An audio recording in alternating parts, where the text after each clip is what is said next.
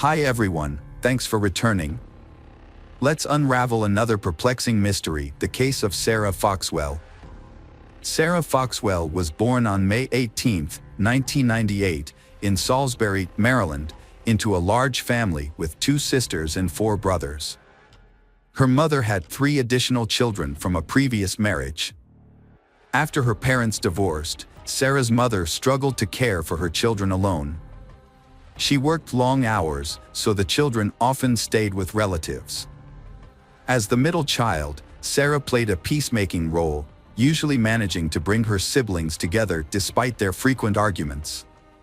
In December 2009, 11-year-old Sarah temporarily moved in with her aunt and grandparents, who lived in a spacious farmhouse on the outskirts of Salisbury.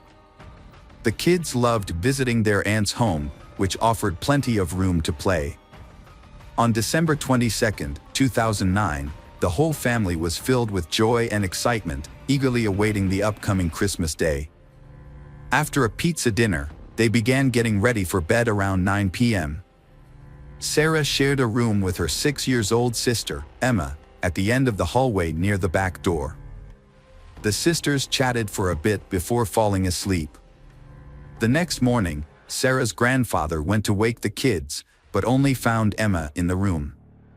He searched the entire house, thinking Sarah might have already gotten up, but couldn't find her anywhere. He informed Sarah's aunt, and together they thoroughly searched every room and corner of the house. When they couldn't find Sarah, her aunt suggested she might have gone outside to play in the snow, but her shoes and jacket were still at home. Then, her aunt noticed that Sarah's toothbrush was missing from the bathroom. After searching the surrounding area and finding no Sarah, her aunt called Sarah's mother, who rushed over.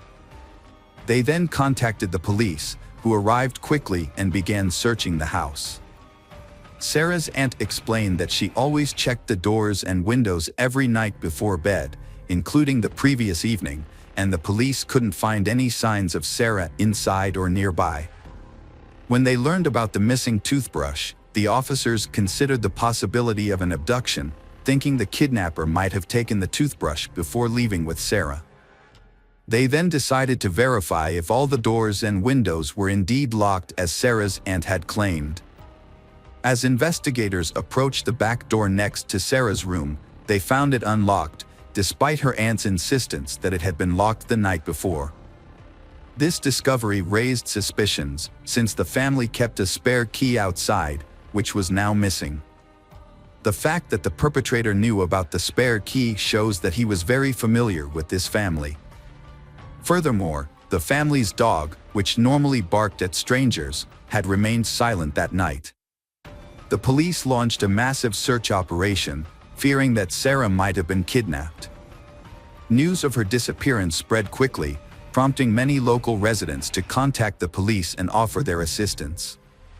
The police chief has made a public appeal through the media, asking people to check their cameras for any suspicious activity. Dozens of local police officers joined the search, with assistance from neighboring town police departments and police from other states. The police were hopeful that they would find Sarah alive, as the perpetrator had taken her toothbrush, which could indicate that they intended to keep her alive. With this in mind, the police dedicated all their resources to the search.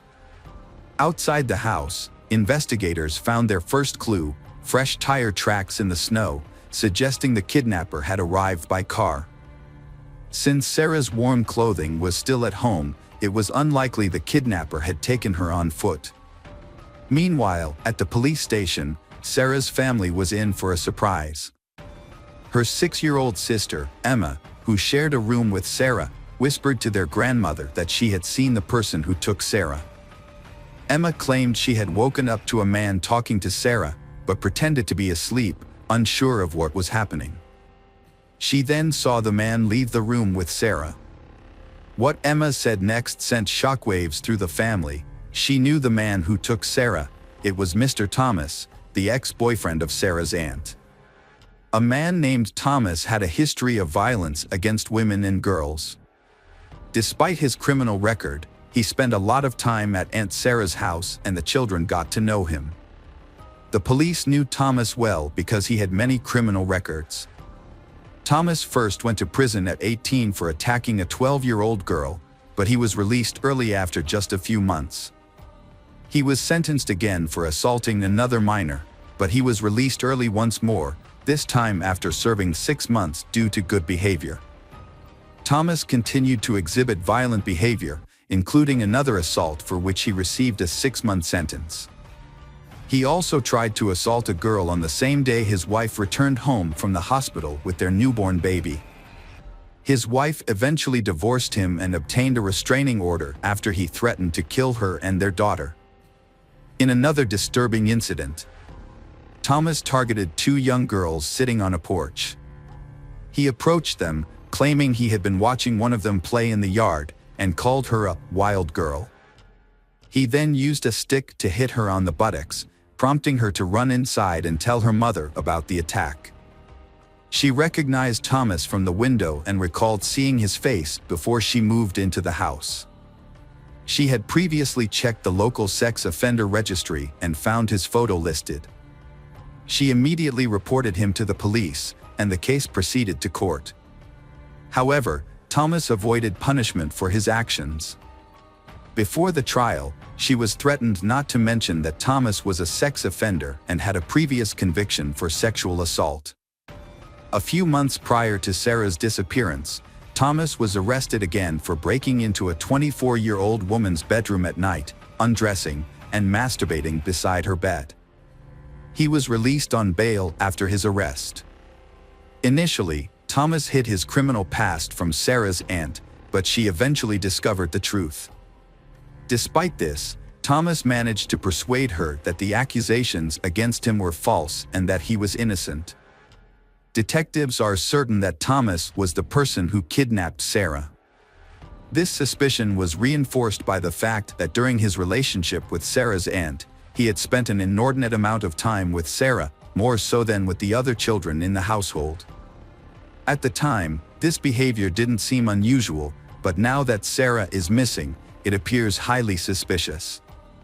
To further investigate, the police visited Thomas's residence, a shed located on his parents' property just a few miles away. They brought him in for questioning and obtained a search warrant for the shed. Upon searching, they found it to be in disarray with poor living conditions, but no evidence linking Thomas to Sarah's disappearance was discovered. However, the police did find a large collection of adult magazines and DVDs, which filled the shed. During the interrogation, Thomas denied any involvement in Sarah's disappearance. He claimed that he was struggling with his own personal issues, specifically his tendency to commit crimes against underage girls. According to Thomas, he had made a conscious effort to avoid being alone with the children while dating Sarah's aunt in order to avoid any false accusations. When confronted with Emma's testimony, which placed him at the scene of the abduction, Thomas dismissed her account, stating that she had a history of fabricating stories and that he was not there on the night in question. Detectives were skeptical of Thomas's story. It wasn't just because of his prior convictions. As they questioned him about 11-year-old Sarah's disappearance, Thomas seemed to take pleasure in the situation, smiling and mocking the sheriff. Although it is certain that he planned the crime without any mistakes, the police still work hard to solve the case and find out the truth about what really happened. Thomas claimed to have a solid alibi, stating he was at a bar with a friend until late at night. However, investigators found a discrepancy in his story. Although he was indeed at the bar, he left around 1 a.m. and wasn't seen again until 7 a.m. the next morning. A review of his phone records revealed that he had sent messages to several women, proposing to meet up, but all of them declined. Despite the inconsistencies in Thomas's story, detectives still couldn't gather enough evidence to incriminate him. Their primary concern was finding Sarah, and they poured all their resources into the search. A search of Thomas's pickup truck yielded several crucial clues. Inside, they found Sarah's green toothbrush and a large lollipop, which suggested that Thomas might have used the candy to lure her into his vehicle. Furthermore, The tire tracks on his truck matched the ones found in the snow outside the house on the night of Sarah's disappearance. Thomas had lied about not visiting Aunt Sarah's house for more than a month. This did not deter the police and volunteers from continuing their search for Sarah. They searched extensively, covering many miles around her house, checking abandoned buildings, forests, ravines, and bodies of water.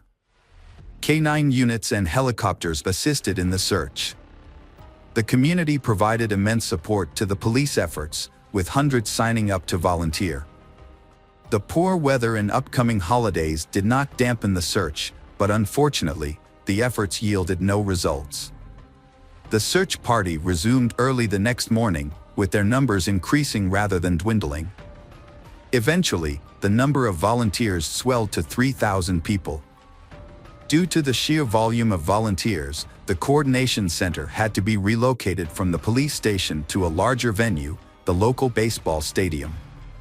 Many of the volunteers brought their children to assist, handing out essentials such as water, hot tea, and food. Despite the odds, the search continued with renewed determination to find Sarah alive. While investigators were questioning Thomas, they received another crucial piece of evidence. After he was brought to the station, his clothes were sent to the lab for analysis. Experts discovered foreign DNA on Thomas's underwear, which they compared to a DNA sample from Sarah's belongings. The results showed a complete match, leading detectives to a disturbing conclusion. It appeared that Thomas had sexually assaulted Sarah after abducting her.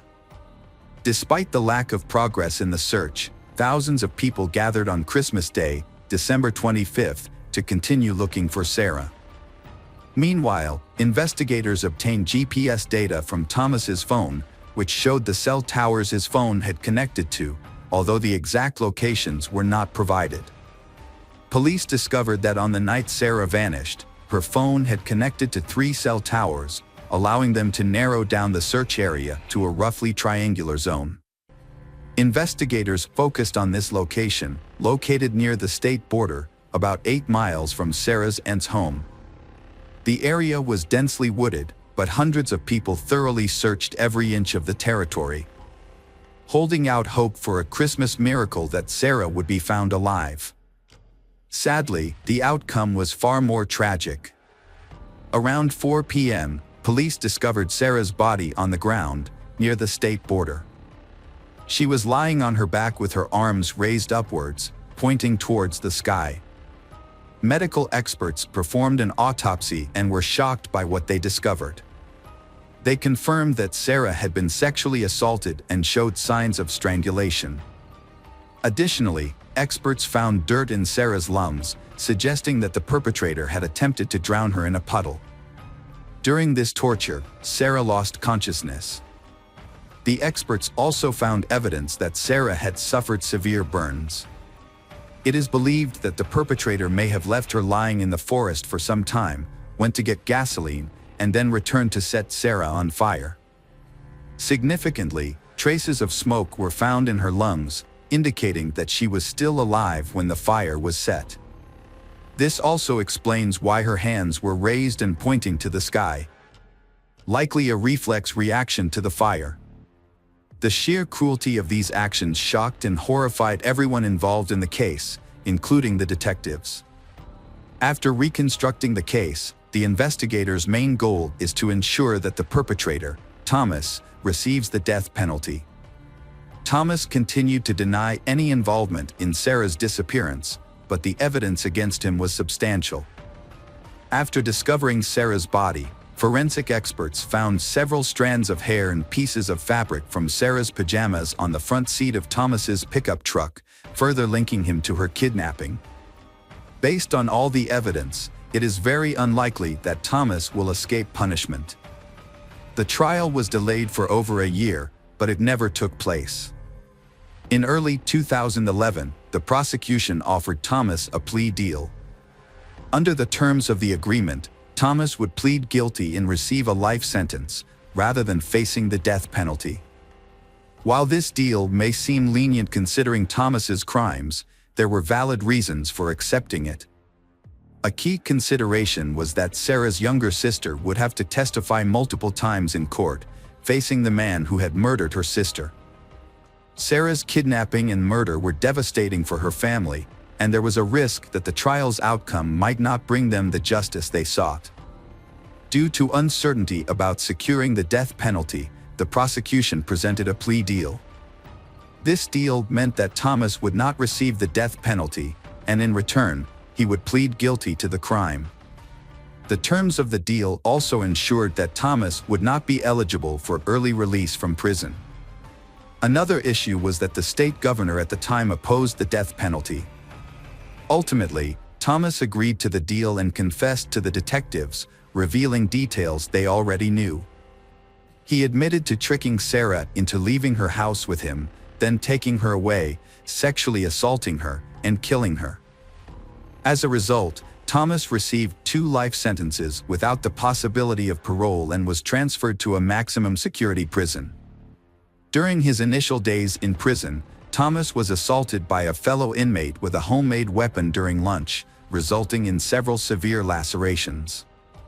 Despite the attack, Thomas survived and was later given increased protection by prison staff.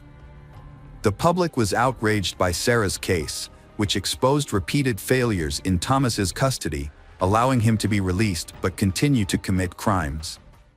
Hello friends, welcome to our channel. Today we're going to take a look at another horrible case with you. The case of Channon Christian.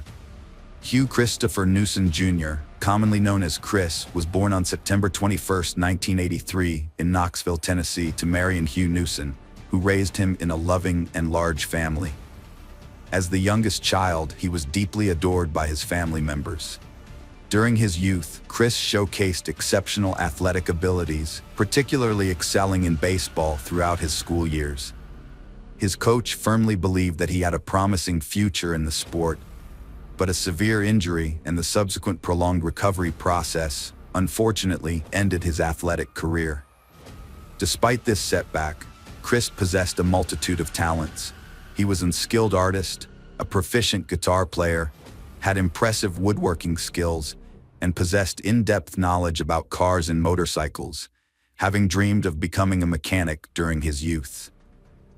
Following high school, Chris's passion for carpentry took center stage, leading him to attend the prestigious University of Tennessee, where he proved to be a diligent student, consistently ranking among the top of his class. Channon Golly Christian was born on April 29, 1985, in Nacogdoches, Texas, to Dina and Gary Christian, the younger of their 2 children. She grew up with her older brother Chase, with whom she had a close and loving relationship. What made their birth even more special was that their mother, Dina, had been diagnosed with infertility in her younger years, making the arrival of her 2 children a remarkable blessing. In 1997, the Christian family relocated to Knoxville, Tennessee, where the children attended local schools and their parents started a thriving family business. Dina worked from home, conducting individual psychotherapy sessions, while Channon, who shared her mother's passion for psychology, was an outgoing and kind-hearted individual. After high school, Channon went on to study sociology at the University of Tennessee and worked part-time to save up for her dream car. On her 21st birthday, her parents and brother helped make her dream a reality by contributing towards the purchase of a silver Toyota 4Runner. In the same month, Channon and Christopher were invited to a mutual friend's birthday party. Channon visited a beauty salon to prepare for the celebration and parked her car in a nearby underground garage where they had planned to meet. However, Christopher was delayed, leading to a brief argument between them as they were running late for the event. As they failed to show up at the party, their friends became increasingly worried, knowing that it was unlike them to miss an event without notification. Attempts to reach them on their phones were unsuccessful. Channon's friend called her mom repeatedly, getting no response. The next morning, Dina noticed Channon hadn't come home. At first, she thought Channon might have stayed at Chris's after the party or gone to work from there. But when she saw missed calls from an unknown number, her concern grew. The caller said Channon and Chris never showed up to the party and weren't answering their phones. Dina feared the worst, and Chris's parents were equally worried, thinking he was at Channon's. Channon's parents grew anxious when they found out she, like Chris, had missed work. They contacted police, but the officer was unhelpful, suggesting the couple just wanted alone time. The parents took matters into their own hands, launching a search effort with friends, contacting acquaintances, visiting hospitals, and spreading the word on social media. Despite their efforts, no useful leads emerged. Channon was last seen at a beauty salon on Saturday, chatting about an upcoming party. It wasn't until Monday, January 8th, that the police officially launched their investigation into the disappearance of Channon Christian and Christopher Newson. By then, thanks to the tireless efforts of their parents and friends, the entire city was aware of the missing couple. The previous day, rumors had begun circulating about a disturbing discovery near the railroad tracks, although no concrete details were available. A railroad worker, while inspecting the tracks in his designated area, discovered badly damaged human remains on the embankment beside the tracks. The body was in a gruesome state, with multiple injuries, and had been drenched in a flammable liquid in an attempt to set it on fire. Upon responding to the scene, the police cordoned off the area and conducted a meticulous examination, but were unable to find any significant clues or leads. After taking necessary photographs, the remains were sent to the morgue for an autopsy to establish the cause of death and attempt to identify the victim, although it was clear that the extensive damage and effects of the fire would make this challenging. Forensic experts determined that the body belonged to a young man who had suffered a brutal and prolonged death. The victim had sustained multiple injuries while still alive, indicating a severe and lengthy assault. Almost all of his teeth had been knocked out or damaged by blows, and he had been shot 3 times. Twice in the back, and a final fatal shot to the head. Furthermore, traces of seminal fluid from at least 3 different men were found in his body, along with distinctive tears suggesting repeated violent assaults. When police reviewed recent reports of missing young men, they found that Christopher Newson matched the description in terms of age, height, and build. The officers then contacted his parents and asked for DNA samples to confirm the identity, while strongly advising them against viewing the body at the morgue due to its badly burned and unrecognizable state. Unfortunately, the DNA analysis subsequently confirmed that the body was indeed that of the missing student, Christopher Newson. The search for Channon continued, despite the distressing news about Christopher. Channon Christian's parents were still holding on to the hope that their daughter was alive, possibly being held captive somewhere. The last known location of her mobile phone was in one of Knoxville's more troubled neighborhoods on the day the couple disappeared, which suggested that they might have been taken there against their will. This led the parents to believe that Channon might still be being held in that area. In a secluded alley of this neighborhood, Channon's Toyota 4Runner was discovered abandoned and in a terrible state. The SUV was dirty, scratched, and had broken headlights and deflated tires. Additionally, all of Channon's personal belongings were missing, and the car was littered with cigarette butts. The seats were torn and stained, and the driver's seat was pushed far back, indicating that a large adult male had last driven the vehicle. A crumpled envelope with the address 2316 Chipman Street was found on the floor between the seats, likely dropped by the perpetrator. A local witness reported seeing 4 African-American males driving the SUV that Saturday evening, which stood out in that area. The fingerprints on the envelope led the police to Lamas Davidson, a man with prior convictions for serious offenses. His residence, located in an industrial area near a wasteland, had no witnesses. When no one responded to the police's knock and offered to surrender, they forced entry, hoping to find Channon alive inside. Inside the house, the police found Channon's purse, a stuffed toy from her car, Christopher's headphones and baseball cap, and a knife with blood traces. They also discovered torn and blood-stained fragments of women's clothing and, tragically, Shannon's lifeless body hidden in the house's trash chute system, wrapped in 5 trash bags and bound in the fetal position under dirty sheets. Experts later determined that she likely died in the early hours of Monday, January 8th. The discovery of Channon Christian's body revealed a terrifying sequence of events.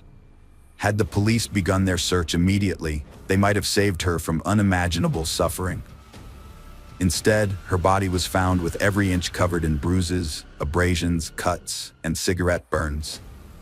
The numerous injuries to her genital area, mouth and throat indicated that she had been subjected to multiple brutal assaults by several men. Channon suffered a severe head injury, internal bleeding in her abdominal area, likely caused by kicks. Multiple stab wounds, though not fatal, were inflicted upon her. Her attackers also extinguished dozens of cigarettes on her skin in an attempt to destroy DNA evidence. They doused her with household bleach, focusing on bleeding wounds and her genital area. She was then forced to ingest bleach.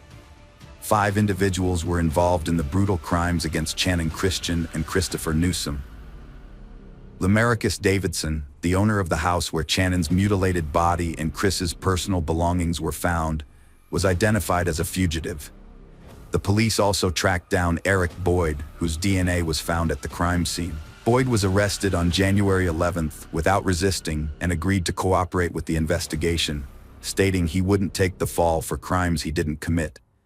Boyd revealed that Davidson was hiding in a vacant house listed for sale and personally led the police to the location.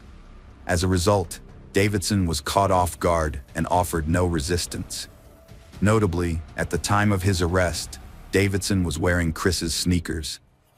During the investigation, Davidson downplayed his role, portraying himself as a victim. He claimed that the couple had come to his house to buy illegal substances, but got caught up in a conflict with his acquaintances. Davidson insisted that he left to avoid involvement, and the subsequent brutal acts occurred while he was away. Further investigation led to the identification of 3 more individuals involved in the case: Davidson's friend George Thomas, his half-brother Latalvis Cobbins, and Vanessa Lynn Coleman, an 18-year-old woman. Once all 5 suspects were arrested, they were put in separate cells and questioned one by one. Each of them tried to shift the blame onto the others, unknowingly providing details of the brutal crime. The pieces of their stories helped to reconstruct the sequence of events and the role each played in the brutal act. Lamarcus Davidson, recently released from prison on parole, was in dire need of money. To support his illegal business of selling banned substances, he urgently needed a vehicle to deliver his goods to customers. Davidson decided to steal a car from an underground parking lot notorious for its lack of surveillance cameras, accompanied by his accomplices. Tragically, students Channon and Christopher were in the parking lot at the same time, arguing over Chris's delay. The criminals, fearing witnesses, forced the couple into the trunk of a car at gunpoint. They was taken to Davidson's house, where they were subjected to brutal beating and repeated assault. After midnight, Christopher, barefoot and undressed, was forced back into the trunk and taken to the railroad tracks. He was ordered to walk on the stones before being shot twice in the back. The final shot to the head ended his suffering. His body was then doused with a flammable liquid and set on fire in an attempt to destroy any evidence that could lead to the perpetrators. After dealing with Christopher, the criminals returned to the house where Channon remained bound. The next day, she endured horrific cruelty, leaving her with no uninjured area on her body. The sadists concluded their torture by dousing her with bleach and packing her, still alive, into plastic trash bags, where she slowly suffocated. The exact moment Vanessa Coleman joined the group is unknown. In her interrogations, Coleman claimed she was a hostage who participated in the torture out of fear for her life. However, Boyd said Coleman was Davidson's girlfriend and willingly took part in the events, even taking Channon's jewelry and mobile phone. Moreover, a diary found at Coleman's home described the horrors at her boyfriend's house, which she called an exciting adventure. During the trials, it was established that Lamarcus Davidson, born in 1981, led the criminal group and instigated the brutal acts against the victims. Although Davidson tried to shift the blame, claiming the couple had come to buy drugs and engaged in consensual rough sex that got out of control, the evidence proved otherwise. Davidson was found guilty on 40 counts, including assault, kidnapping, robbery, and cruel and premeditated murder. The jury unanimously sentenced him to death for his heinous crimes. Latalvis Cobbins, born 1982, was initially faced with the death penalty for his role in the brutal torture, assaults, and murder. However, he was ultimately handed a life imprisonment sentence without parole.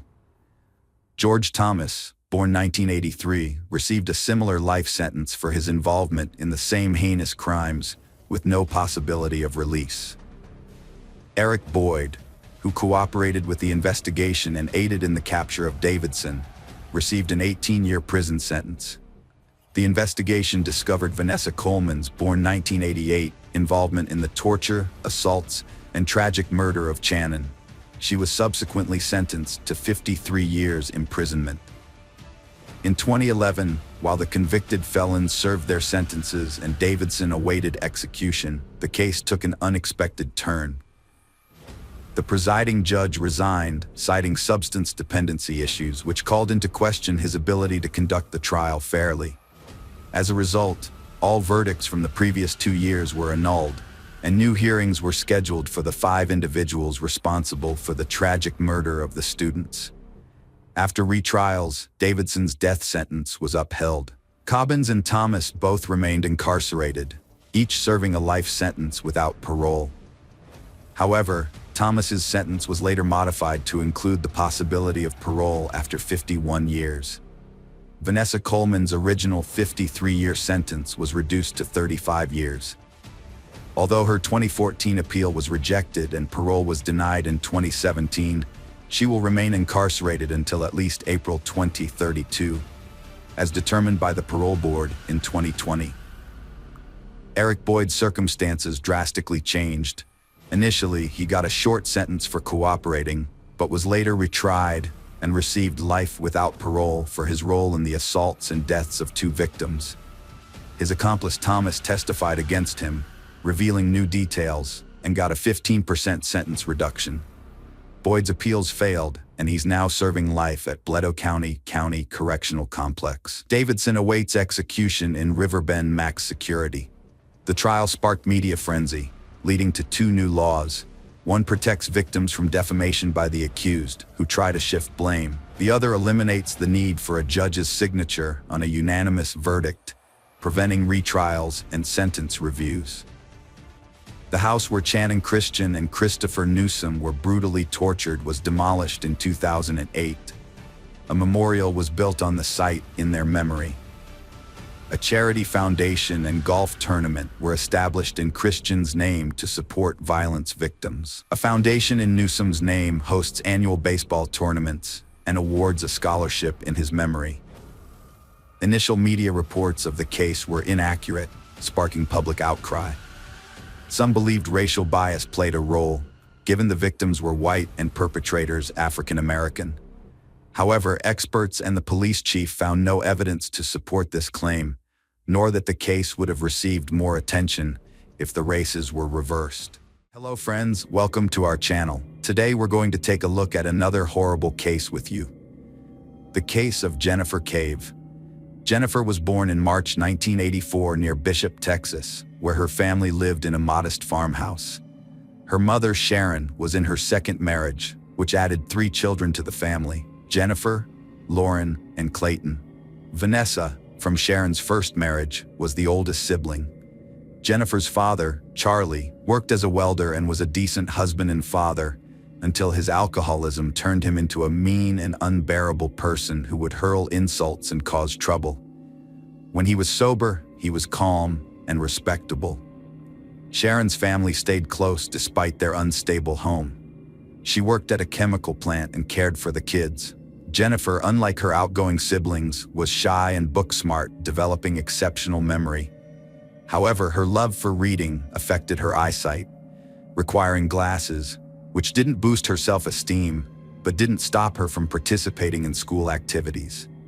Eventually, her father's destructive drinking habit caused her family to break apart. After the separation, Jennifer and her brother Clayton chose to stay with their father, Charlie. They showed him great compassion and tried to support him in overcoming his addiction, hoping to prevent his downfall. Jennifer was so desperate to help her father quit drinking that she ignored his lack of determination to fight his habit. 4 years after her parents' divorce, in 1999, Sharon met Jim Sedgwick, a new partner. As Jennifer entered her teenage years, she underwent a transformation. She got rid of her braces and contact lenses and replaced her glasses, which brought out her natural beauty. However, her personality began to change along with her physical appearance.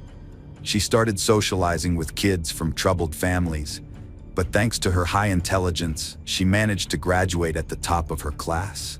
Jennifer majored in finance at Texas State University, but soon became disillusioned, withdrawing after 1 semester. She then attended community college, worked part-time, and dated Mark from a respectable family. However, she began frequenting parties, drinking heavily, and using marijuana, possibly influenced by her father's substance abuse. On one fateful night, Jennifer Cave's life took a tragic turn when she met Colton Panic. A gunshot wound to her right arm ultimately led to her demise. The bullet pierced her arm and chest, striking her heart, causing rapid blood loss from a vital artery. Further examination revealed multiple stab wounds across her body, with the most severe injuries on her chest and neck. The attacker inflicted a total of 18 stab wounds after she had died. In an attempt to conceal the body, the perpetrator decapitated Jennifer and shot her through the throat into her head. They then tried to dismember her by severing her upper limbs and placed them in prepared bags and trash bags. The torso was left in the bathtub, covered with a saw. However, something disrupted the initial plan, forcing the perpetrator to change their actions. Upon discovering Jennifer's body, the police arrived but lacked a warrant to search Colton Patak's apartment. Initially, they could only observe the scene and secure the area. After obtaining the necessary warrant, a thorough search of the apartment was conducted. The investigation turned up 3.38 caliber shell casings, and the firearm was found in Patak's car, parked in the garage. A large, blood-stained machete was recovered from the dishwasher. Toxicology reports showed that Jennifer had alcohol, marijuana, and methamphetamine in her system at the time of her death. In one of the rooms, investigators found a road atlas with certain pages torn out, specifically those highlighting routes in southwest Texas. This discovery provided a crucial clue, suggesting the reason behind the apartment owner's sudden disappearance. Colton Panic had fled the area. As a result, law enforcement immediately issued a warrant for his arrest. Colton was born in Bryant, Arkansas, and grew up to be a charming and clever boy who was popular among his female peers during his teenage years. His father's successful agricultural business provided the family with a comfortable lifestyle. However, this comfort seemed to spoil Colton, making him both ambitious and hot-tempered. In his free time, Colton was passionate about skateboarding and playing the guitar. He attended a Catholic boys' middle school in Little Rock, where he excelled academically, frequently making the honor roll. He was also a National Merit Scholarship finalist in 2000. By his senior year, Colton had started to get into trouble with alcohol and fights, largely due to his association with a group of wealthy kids who lived a life of leisure, often hosting parties with undesirable consequences. Despite these problems, his high graduation scores secured him admission to the University of Texas at Austin. Unfortunately, he failed to focus on his studies, instead continuing his reckless lifestyle, losing friends, and earning a reputation as a frequent drinker and marijuana user. If not for his self-destructive tendencies, Colton could have had a bright future. Colton was kicked out of his university fraternity and began selling drugs. His parents tried to help him overcome his addiction, even going so far as to take him back in at home. In the spring of 2004, Colton met Jennifer at a party, and they immediately clicked. Despite her tendency to idealize people, Jennifer decided to take a chance on Colton rather than walk away from the potentially dangerous relationship. Over time, their friendship blossomed into romance. As their relationship grew, Jennifer started using illegal drugs with Colton. His apartment, once luxurious, became a hub of excess, with drug use becoming a normal part of their daily lives. As a result, Jennifer's addiction worsened. Her parents repeatedly attempted to intervene, even giving her a car in the hopes that she would spend more time at home. However, each time she returned, her promises to change were short-lived. Colton's condition deteriorated, and he became increasingly paranoid. In an attempt to emulate a gangster, he started carrying a gun and knife. In 2004, he was arrested for possessing illegal substances and even attended a rehabilitation program, but he showed no genuine commitment to overcoming his addiction. Jennifer's parents visited her, but the visit was disappointing. She had failed to keep her promises, had lost a significant amount of weight, and looked unwell. Her family suggested she seek treatment at a rehabilitation center, but she refused outright. This upset her parents, Sharon and Jim, who then cut off her financial support, hoping that their tough love approach would motivate her to take control of her life. With no money, Jennifer had no choice but to move in with Colton. What happened between Jennifer and Colton in his apartment remains unclear, but after living with him for a month, Jennifer made the decision to leave. A friend came to her rescue, offering a room and emotional support. Although Jennifer confided in her friend about her fears and no longer felt safe around Colton, she chose not to elaborate on the details. Whatever it was, it clearly terrified her, and she refused to consider getting back together. When Colton showed up asking her to take him back, Jennifer stood firm in her decision. Her resolve only strengthened when she noticed he was carrying a knife. She urged him to calm down and suggested they maintain a platonic relationship instead. To her surprise, he agreed. From then on, Jennifer kept her distance from Colton and began rebuilding her relationship with her parents. For the first time, her life was slowly getting back on track. In early 2005, Jennifer started dating Scott, a single father who seemed like a breath of fresh air. Unlike Colton, Scott led a stable life, working as a waiter, playing keyboards in a band and singing, all while staying sober. As they spent more time together, Jennifer's self-confidence grew, and she even looked healthier by his side. She took on a maternal role, caring for Scott's daughter and keeping their home.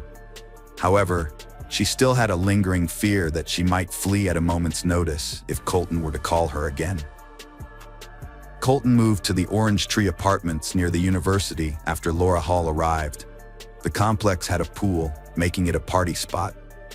Colton's behavior remained unpredictable, with friends reporting he played Russian roulette alone. It was at one of these parties he met Laura Ashley Hall, who became infatuated with him. She showed jealousy towards other women, especially Jennifer, and came across as arrogant to their peers. Colton and Laura started dating soon after. Like Jennifer, Laura was deeply drawn to Colton. When he was sentenced to 60 days in jail in June 2005, Laura sent him all her earnings, even going into debt. Friends noticed that she changed for the worse, becoming bolder, neglecting her job and personal care. Many believed she had also started using banned drugs. Unlike his behavior with Jennifer, Colton disregarded Laura's feelings, even going so far as to extinguish cigarettes on her. During this period, Jennifer broke up with Scott because she felt unworthy of his family and didn't want to cause them any problems. Although she occasionally talked to Colton, who still had feelings for her, she kept their conversations friendly and didn't rekindle their romance. Jennifer's main focus was on finding a job and going back to college. In August, things started looking up for her. She began dating Michael Rodriguez, and after completing a few days of training, landed a great job at a law firm. Jennifer felt proud of herself and was genuinely happy. On August 16th, she decided to celebrate her new life with friends. They went to a bar and then a club that evening. According to a friend, the bouncer refused to let Colton in because of his appearance, which might have led him to look for drugs. The investigation is ongoing to uncover what happened that fateful night. Investigators interviewed Colton's neighbors and discovered some interesting information. At around 3 a.m. on August 17th, Nora Sullivan heard a knock on her door and found Colton standing there, looking suspicious with blood on him and a visible gun at his waist. Startled, she asked him what had happened, and Colton claimed he had been in a shootout with some people. However, Nora didn't hear any gunshots and thought he was lying, as he often did. She closed the door and peeked through the peephole to see him eventually walk away. When questioned, none of the neighbors reported hearing any gunshots that night either. Detectives discovered that Colton had been in contact with Laura twice on the night of the murder. The next morning, August 17th, he visited a hardware store where he bought a saw, masks, gloves, and a large quantity of cleaning supplies. He used these items to dismember Jennifer's body and planned to clean the apartment to destroy any evidence of the crime. The unexpected arrival of Sharon and Jim may have startled him, causing him to flee. A crucial discovery in Colton's apartment led investigators straight to him. Colton, accompanied by Laura Hall, was tracked down in Mexico, where they had crossed the border in Laura's car. During this time, local authorities distributed Colton's photo nationwide. The couple enjoyed themselves in Mexico, visiting cinemas and restaurants, and stayed in a hotel in the border town of Piedras Negras. An employee at the hotel recognized Colton from the distributed photo and took his picture, sending it to the police. Mexican law enforcement arrested the pair and handed them over to U.S. officials at the border. Before being released, Laura Hall caused a scene with the Border Patrol, loudly proclaiming Colton's innocence and hindering the arrest process. However, she later admitted that their trip to Mexico was the best experience of her life. In total, they spent around 5 days abroad. On August 23, 2005, Colton Poniak was arrested and charged with a crime related to Jennifer Cave's death. A month later, Laura Hall was arrested and charged with tampering with evidence and obstructing justice. During the trial, prosecutors presented key evidence found in the apartment, including a store videotape and a receipt for items purchased. Colton claimed he had no memory of the night of August 16th-17th, blaming his amnesia on heavy drinking and illegal drug use. Initially, he didn't deny involvement in Jennifer's death, but insisted he had no recollection of the events. He claimed to have woken up to find his ex-girlfriend's body in the bathroom, and then contacted Laura, who allegedly advised him to buy a saw and cleaning supplies. Together, they allegedly dismembered the victim and hid the body parts in bags. Prosecutors argued that Laura was responsible for Jennifer's injuries after her death. Colton later implied that Laura might have been motivated by jealousy, suggesting she sought revenge against a romantic rival. Despite these allegations, both Colton and Laura pleaded not guilty. The evidence of Colton's involvement in the crime was overwhelming. His fingerprints and DNA were found on the machete, saw, and firearm at the crime scene, and the weapon in his car was identified as the one used in the crime. Additionally, Jennifer's body was found in his apartment, and he was the one who purchased the cleaning supplies from the store. The jury had no doubt of his guilt. On January 29, 2007, Colton Poniak was sentenced to 55 years in prison with parole eligibility after serving at least half of his sentence, with his earliest release date set for 2060. The case against Laura Hall was more complex. The prosecution argued that she might have acted out of blind affection for Colton. While Laura's DNA was found on one of the victim's shoes, a store towel, and the firearm, the defense contended that this only indicated her involvement in disposing of the body, not in the initial act. They couldn't prove she was the one who fired the first shot that hit Jennifer in the head. Moreover, there was no evidence that placed her at the scene at the time of the crime. Laura maintained that she only learned of the crime when Colton told her, and claimed he forced her to flee to Mexico with him. However, witnesses from their time in Mexico reported that they seemed to enjoy their trip in 2007, which cast doubt on Laura's story. Laura Hall was convicted of obstructing justice and tampering with evidence and received a 6-year prison sentence. In a subsequent trial in 2010, she was given the maximum sentence of 11 years and a $144,000 fine. She was paroled on March 15, 2018, with GPS monitoring, and completed her sentence in August of the same year. However, her current whereabouts are unknown. Colton Ponak is still in prison, where he has filed multiple appeals, all of which have been unsuccessful. Throughout these appeals, he has consistently claimed to have no memory of the tragic events of that night. However, he has revealed that there are witnesses who claim Laura confessed to Jennifer's death. Ponak alleges that during the trial, the prosecutors were aware of this information, but failed to disclose it to his defense team, suggesting that he may have been set up. Although Ponak's legal motions were denied, this revelation has raised questions among the public. Moreover, Jennifer's parents believe that Laura's punishment was too lenient. They are convinced that she played a more significant role in Jennifer's death than she admits. Unlike Colton, Laura has never expressed remorse or regret for Jennifer's death, often referring to her as that girl or the dead girl, and sometimes using derogatory terms. To this day, the specifics of that fateful night remain a mystery. Jennifer is the only one who knows the truth that the walls of Ponak's residence keep hidden. Unfortunately, the dead cannot reveal their secrets. Jennifer's life was tragically cut short in its prime. If only she had realized sooner that staying away from certain people and cutting off ties with them can be a means of self-preservation. Hello friends, welcome to our channel. Today we're going to take a look at another horrible case with you. The case of Borden family. Michael and Catherine met in school, bonding over homework and walks. They became inseparable friends, sharing secrets and learning from each other. Their friendship blossomed into romance, and Michael eventually asked Catherine on a date, declaring his love. They got married in a beautiful ceremony, vowing to love each other through life's ups and downs. After 10 years, the Borden family moved to Lititz, Pennsylvania, a peaceful town founded by the Moravian Church in 1756.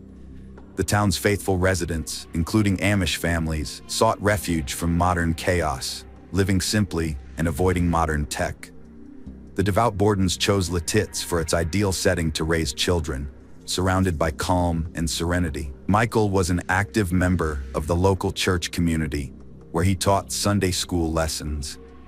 His wife Catherine managed the household and supported him in his community work. While he focused on spiritual growth, Michael also worked as a manager at a printing company to provide for their everyday needs.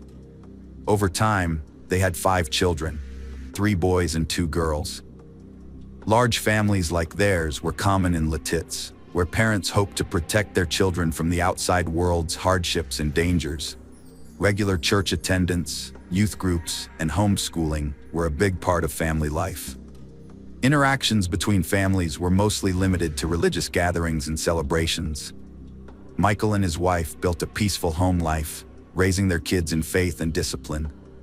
When their eldest sons left for university, the 3 younger kids continued homeschooling, pleasing their parents. Neighbors and friends praised the kind, responsive, and interesting kids, Kara, Caitlin, and Daniel. Kara, the eldest daughter, challenged traditional values in her teens.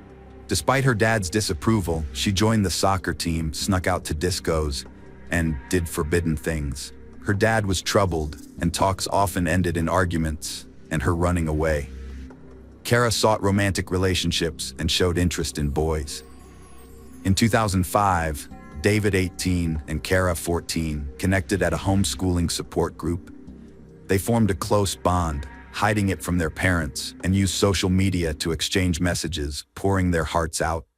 They crafted coded messages to keep their communication private.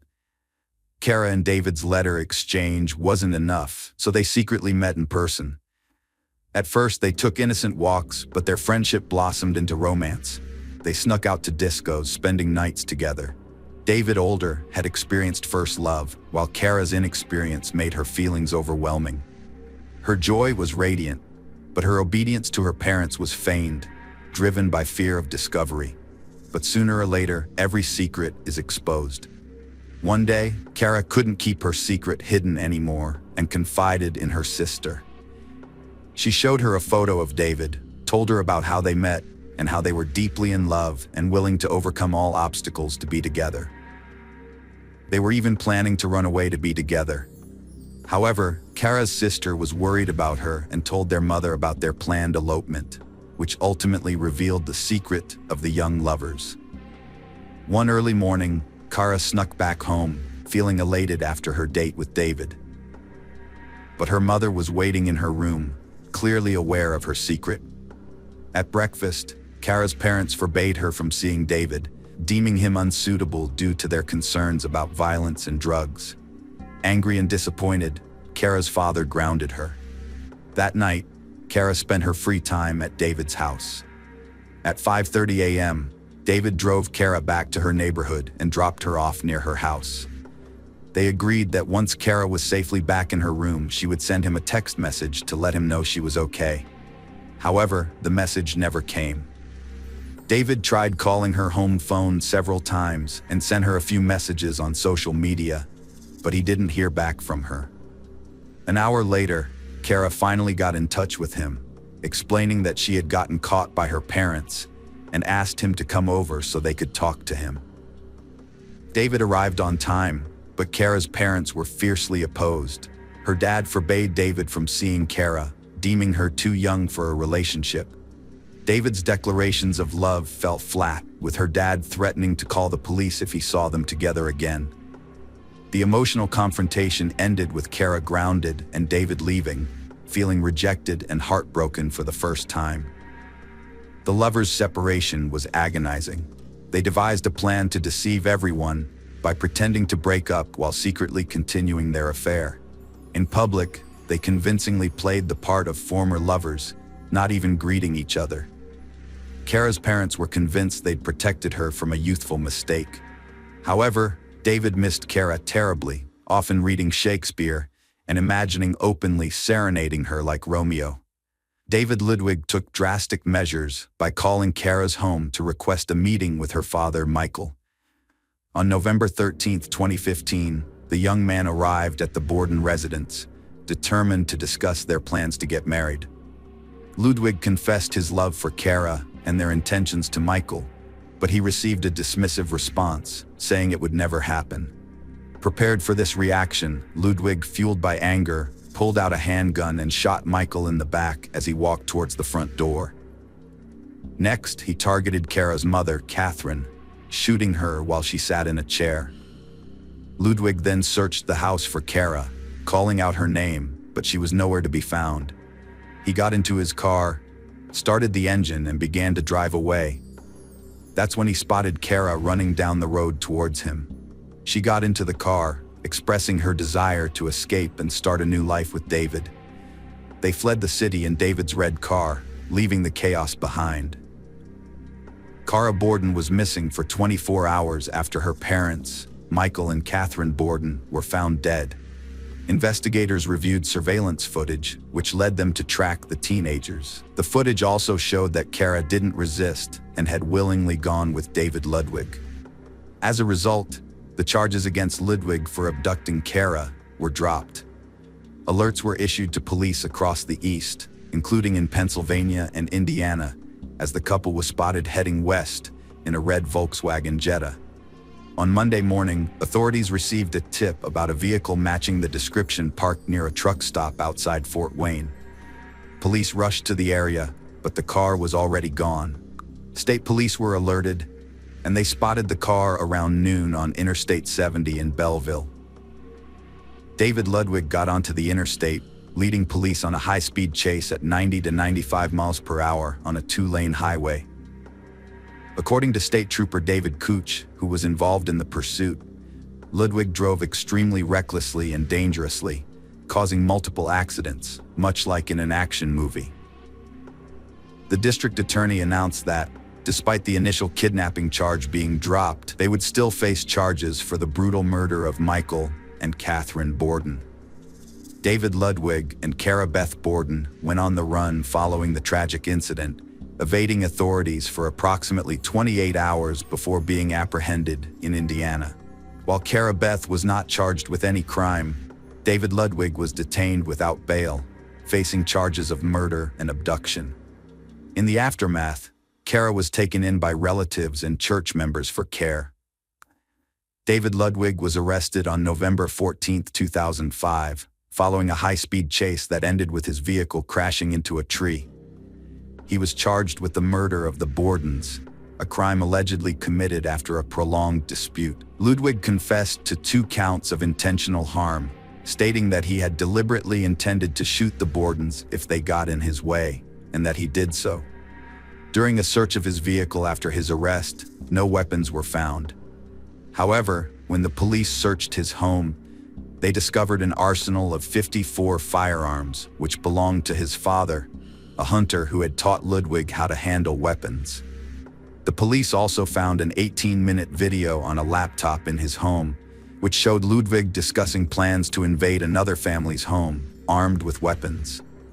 The plan was abandoned due to the presence of too many cars. Although the police declared Kara Borden a victim in the case, Ludwig claimed that surveillance footage from various stores along their route would prove that she was not abducted. He did not resist extradition to Pennsylvania, and a judge ordered him held without bail. Ludwig was not represented by an attorney during the charge presentation, and a preliminary hearing was set for November 23rd. The trial of Ludwig, who was responsible for the deaths of 2 adults in front of their children, was brief, as detailed in court documents. Caitlin, Kara's 13-year-old sister, told investigators that her parents were killed after arguing with David Ludwig for about an hour. According to Caitlin, Ludwig shot her father, and she then ran to the bathroom where she heard a second shot, which likely killed her mother. Afterwards, Ludwig ran through the house, calling out to Kara. In June 2006, David Ludwig agreed to a plea deal with District Attorney Donald R. Totaro, who had originally sought the death penalty. As a result, Ludwig pleaded guilty to 2 counts of first-degree murder, among other charges, and was immediately sentenced to 2 consecutive life sentences of 9.5 to 19 years. He was also ordered to pay $125,000 in restitution. Since 2006, Kara Borden has been under guardianship, represented by legal counsel. In November 2005, it was reported that the charge of abduction against David G. Ludwig was dropped. The court concluded that Kara had voluntarily left with Ludwig, as supported by written statements. Ludwig's lawyer claimed that Kara had accompanied David voluntarily during their journey through 3 states, and surveillance footage showed that she had multiple opportunities to escape. Kara herself admitted that she had run after Ludwig as he left her house.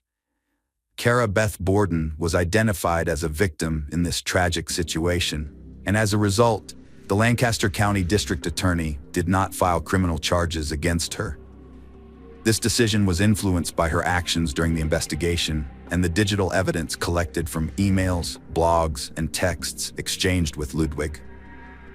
A memorial service was held at Lancaster Bible College, where Kara Beth, surrounded by her siblings, mourned the loss of her parents. As a sign of respect and remembrance, the neighborhood adorned their mailboxes with white ribbons. This tragedy left 5 children without the guidance and love of their parents. David Ludwig was transferred to Indiana's State Correctional Institution at Pine Grove to serve his life sentence for murdering his girlfriend's parents.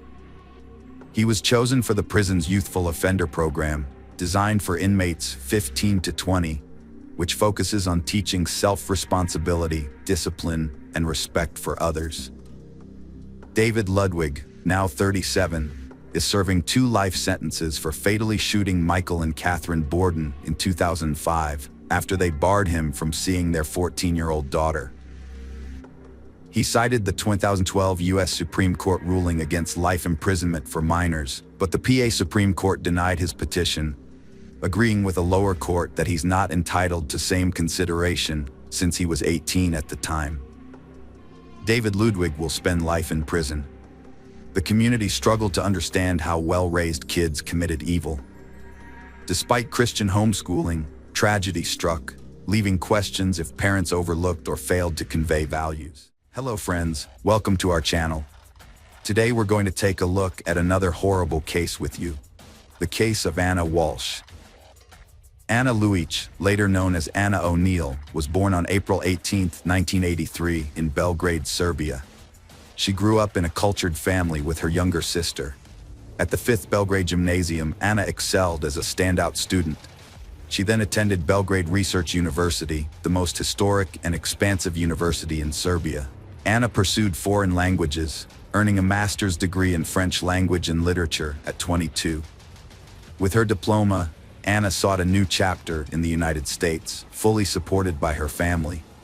In 2005, she settled in the U.S., aiming to further her education in hospitality management. She took administrative roles at prestigious hotels, including the Inn at Little Washington in Virginia. Anna's warm approach, sense of duty, and conflict resolution skills quickly earned her respect from peers and supervisors. Multilingual and charming, she formed connections easily. Beloved by colleagues and friends, Anna seized every chance to shine. She became a U.S. citizen, retaining her Serbian nationality, and enjoyed a high income, investing in property and a car. Her travels further broadened her horizons, and her career flourished, leading to a promotion to senior manager. Anna's captivating qualities, including her intelligence, beauty, slender physique, and radiant smile, drew in numerous admirers. While working at the Wheatley Hotel in Lenox, Massachusetts, she met and fell in love with Marcus O'Neill, the hotel's head chef. Their romance ultimately led to their marriage in 2009, at which point Anna took her husband's last name.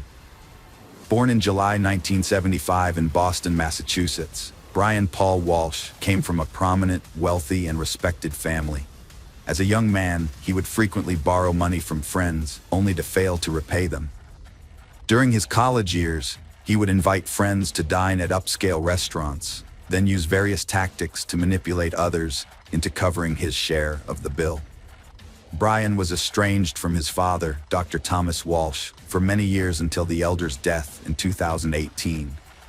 The estrangement dated back to when Brian fraudulently withdrew nearly $1 million from his father's personal account and disappeared with the money. Despite this, Dr. Walsh chose not to report the incident to the police and instead tried to persuade Brian to return the money voluntarily. However, when Brian refused, Dr. Walsh cut off all communication with him. By the time of the theft, Brian's parents had already divorced, and his father had started a new family. In response to Brian's actions, Dr. Walsh decided to remove him from his life and will. After Dr. Walsh's passing, Brian reappeared and filed a lawsuit claiming that the will was forged by the doctor's widow and younger children to deny him his rightful inheritance. However, Brian was unable to prove his claims and received no part of the estate. Those who knew Brian described him as greedy, malevolent, and cruel, with a tendency towards violence and a lack of emotional control. He often relied on force to achieve his goals and became dangerous during bouts of anger. In the late 2000s, Brian received treatment in a psychiatric clinic to address his rage issues, during which he was officially diagnosed with sociopathy. Brian and Anna first met in 2014 when Anna was working as a senior reservation manager at the Wheatley Hotel in Massachusetts. At the time, she was married to Marcus O'Neill, who was also employed at the hotel. Brian, who was a guest at the hotel, was immediately drawn to Anna's charm. Despite knowing she was already married, Brian continued to show her increasing attention, which eventually became insistent. Used to getting his way, Brian persisted in pursuing Anna, even after she rejected him. He managed to get her phone number and home address where she lived with her husband and began to harass them relentlessly. In 2015, the Anna were forced to seek police protection from Brian's constant harassment, which continued day and night. Brian would show up at Anna's workplace, call her at home, and send her messages, demanding she leave her husband for him. The situation took a dark turn when Brian threatened to harm Anna and her husband if she didn't comply with his demands. What triggered Anna's change of heart remains unclear, but a year after seeking police protection, she unexpectedly divorced her husband. Months later, Brian became her second husband.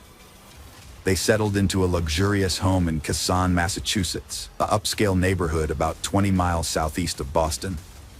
They had 3 sons in quick succession, with the boys being 2, 4, and 6 years old at the time of Anna's disappearance. Despite having a demanding job, Anna successfully balanced her career with motherhood, never taking maternity leave. She became the regional general manager at Tishman Speyer, a real estate company, earning a high salary and becoming the primary breadwinner for the family. Due to her frequent business trips to Washington, D.C., she also bought a second home in her name, where she stayed during these trips. To help take care of their children during her absences, Anna relied on visiting nannies. Meanwhile, Brian was unemployed while his wife was building their family and advancing her career. He had spent most of the $1 million he had taken from his father, and all of Anna's acquisitions were registered in her name. As a result, Brian was actively searching for ways to generate effortless income. Before marrying Anna, Brian had formed a connection with a wealthy individual in South Korea, whose family possessed an impressive art collection. After returning to the U.S., Brian maintained this connection and was unexpectedly asked by his friend to assist in selling several Andy Warhol paintings. Instead of just earning a commission, Brian decided to profit from the transaction. He gained access to a series of abstract Warhol paintings titled Shadow and appraised each one, obtaining authenticity certificates. Then, he created copies of both the paintings and documents. Brian found artists who could create precise replicas, convincing them he needed backups, since each original was worth around $250,000. For several years, he successfully sold fake paintings as originals to collectors worldwide. However, one buyer, an expert in Andy Warhol's work, quickly identified a forgery and sued Brian. The FBI investigated, and in April 2021, Brian pleaded guilty to selling counterfeit art. He was placed under house arrest after his lawyer negotiated a deal, requiring him to return the proceeds to the buyers and avoid prison time.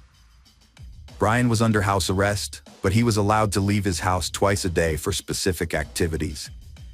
He could drive his children to and from school and had a 2.5-hour window in the morning to visit a limited list of approved places in his neighborhood, such as stores, pharmacies, and dry cleaners, to buy essential items.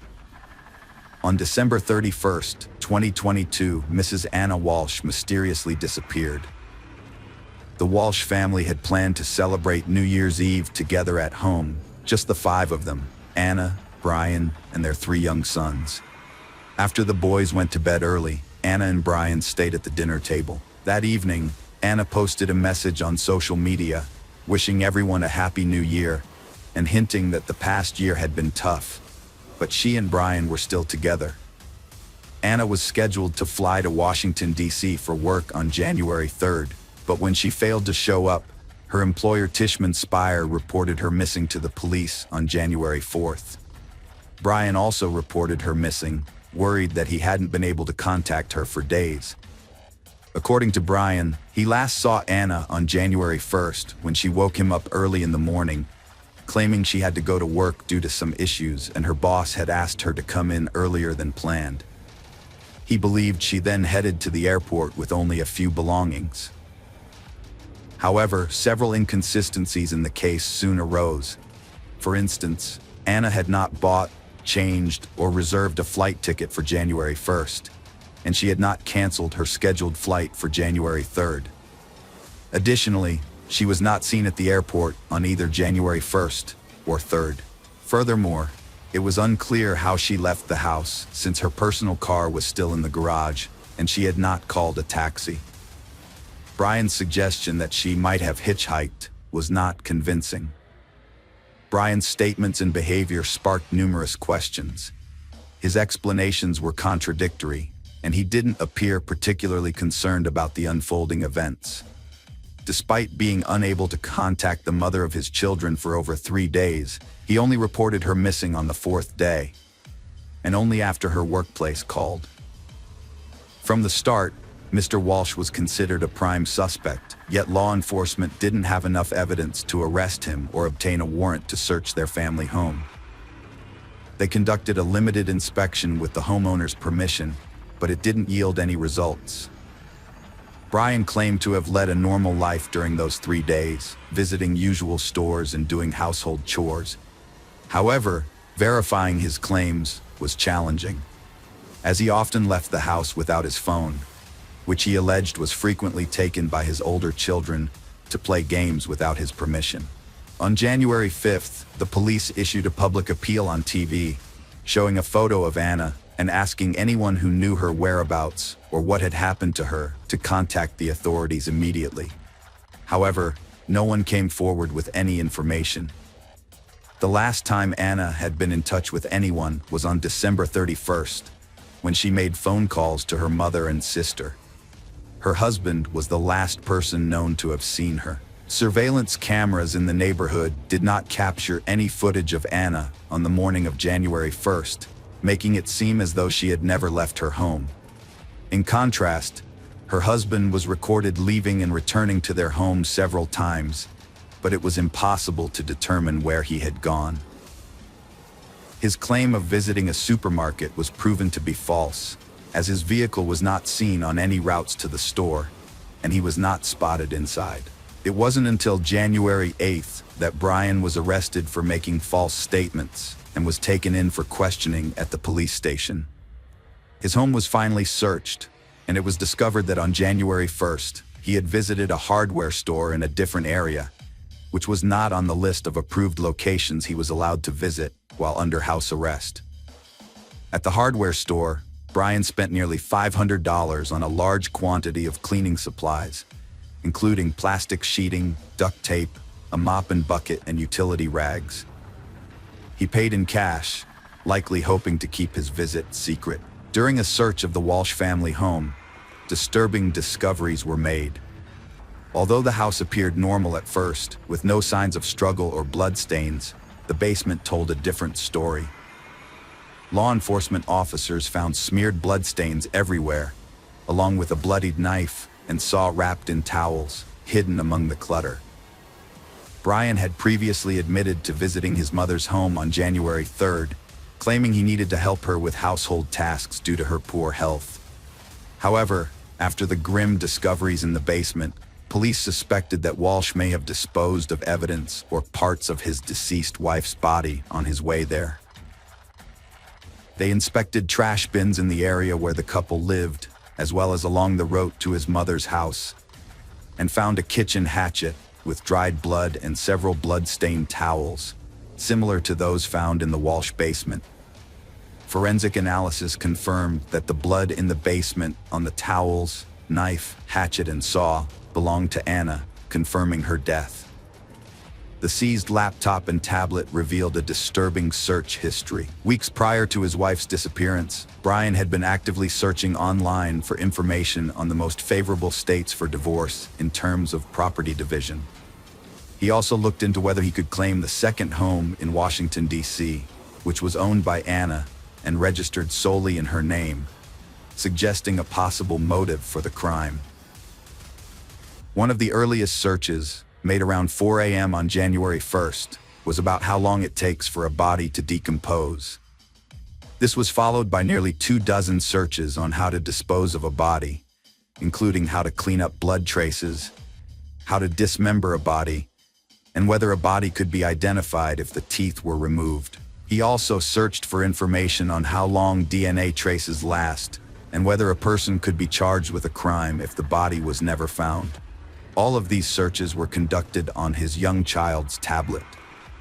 By January 3rd, Brian's searches had shifted to inheritance, as he looked into how and when someone can inherit the property of a person who has disappeared. This suggests that he was confident he would avoid punishment and was preparing to claim the inheritance. On January 18th, Brian was officially accused of murdering his wife, even though her body or remains had not been discovered. Prosecutors allege that on New Year's Day, Brian intentionally or accidentally killed his wife, then decided to get rid of her body by dismembering it in their home's basement. He allegedly put the body parts in plastic bags and threw them away in trash cans located in different areas of the city. The area surrounding the Walsh home, as well as nearby empty lands, wooded areas, and bodies of water, were extensively searched for evidence, but nothing was found.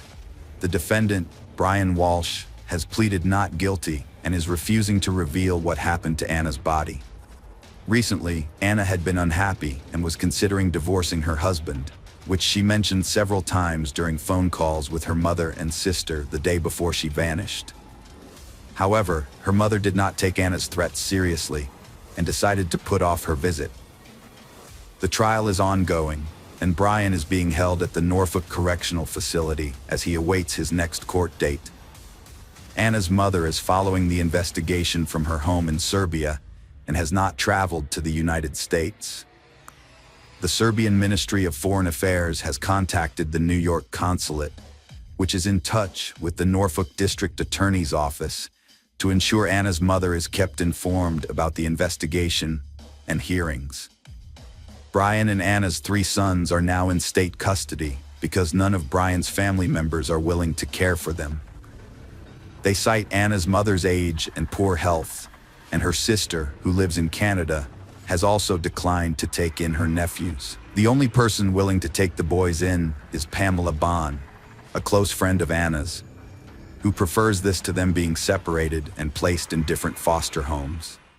Hello friends, welcome to our channel. Today we're going to take a look at another horrible case with you. The case of Belinda Temple. 1986 was the year Belinda started her college education in her hometown. Unlike her twin sister Brenda, who attended Steve Austin University, Belinda stayed close to home. Her decision was largely influenced by her relationship with Marshall Kelmy, who was 3 years her senior. Belinda was deeply infatuated with Marshall, and this relationship began during her high school years. However, Belinda's parents were not in favor of this relationship. They feared that being involved with Marshall would hinder their daughter's opportunities for a prestigious education. They also worried about the potential consequences of an early pregnancy, which might lead to Belinda dropping out of college altogether. The disapproval of Belinda's parents led to numerous arguments at home. Belinda's mother was particularly opposed to the idea of her daughter moving in with Marshall before marriage. She made her stance clear by stating, "He is nobody to you. Once you're married, you can move out, but until then, you have a home here." This remark seemed to only strengthen Belinda's resolve. In a bold move, Belinda and Marshall announced their decision to get married during a family dinner. Despite the tension, they shared their plans, which was met with a heavy, uncomfortable silence. Belinda's mother was visibly upset but seemed resigned to their decision, gritting her teeth and remaining silent for the rest of the evening. In reality, Belinda had made up her mind to marry Marshall as a way to assert her independence and prove to her parents that she was capable of making her own decisions. They didn't have a grand wedding celebration. Belinda wore her sister's white dress, invited a few close friends, and she and Marshall signed the papers. Afterward, they strolled around the city, enjoying champagne and each other's company. The next day, Belinda packed her belongings and moved in with her husband, who was still living with his parents. They hadn't planned to rent a separate place. Getting married didn't change much in their relationship. As mentioned earlier, Belinda's primary reason for marrying was to gain independence and stop her mother's nagging.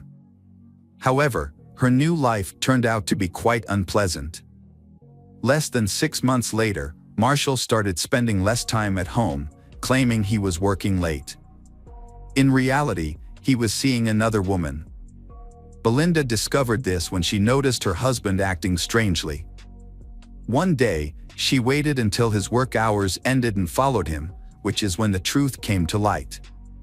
She saw Marshall walking hand in hand with a woman she didn't know, likely a colleague. The deceived wife, Belinda, left her husband, Marshall, after discovering his infidelity. She didn't create a scene, but instead packed her belongings and returned to her mother's house. Marshall tried to win her back, but Belinda was too proud to forgive him.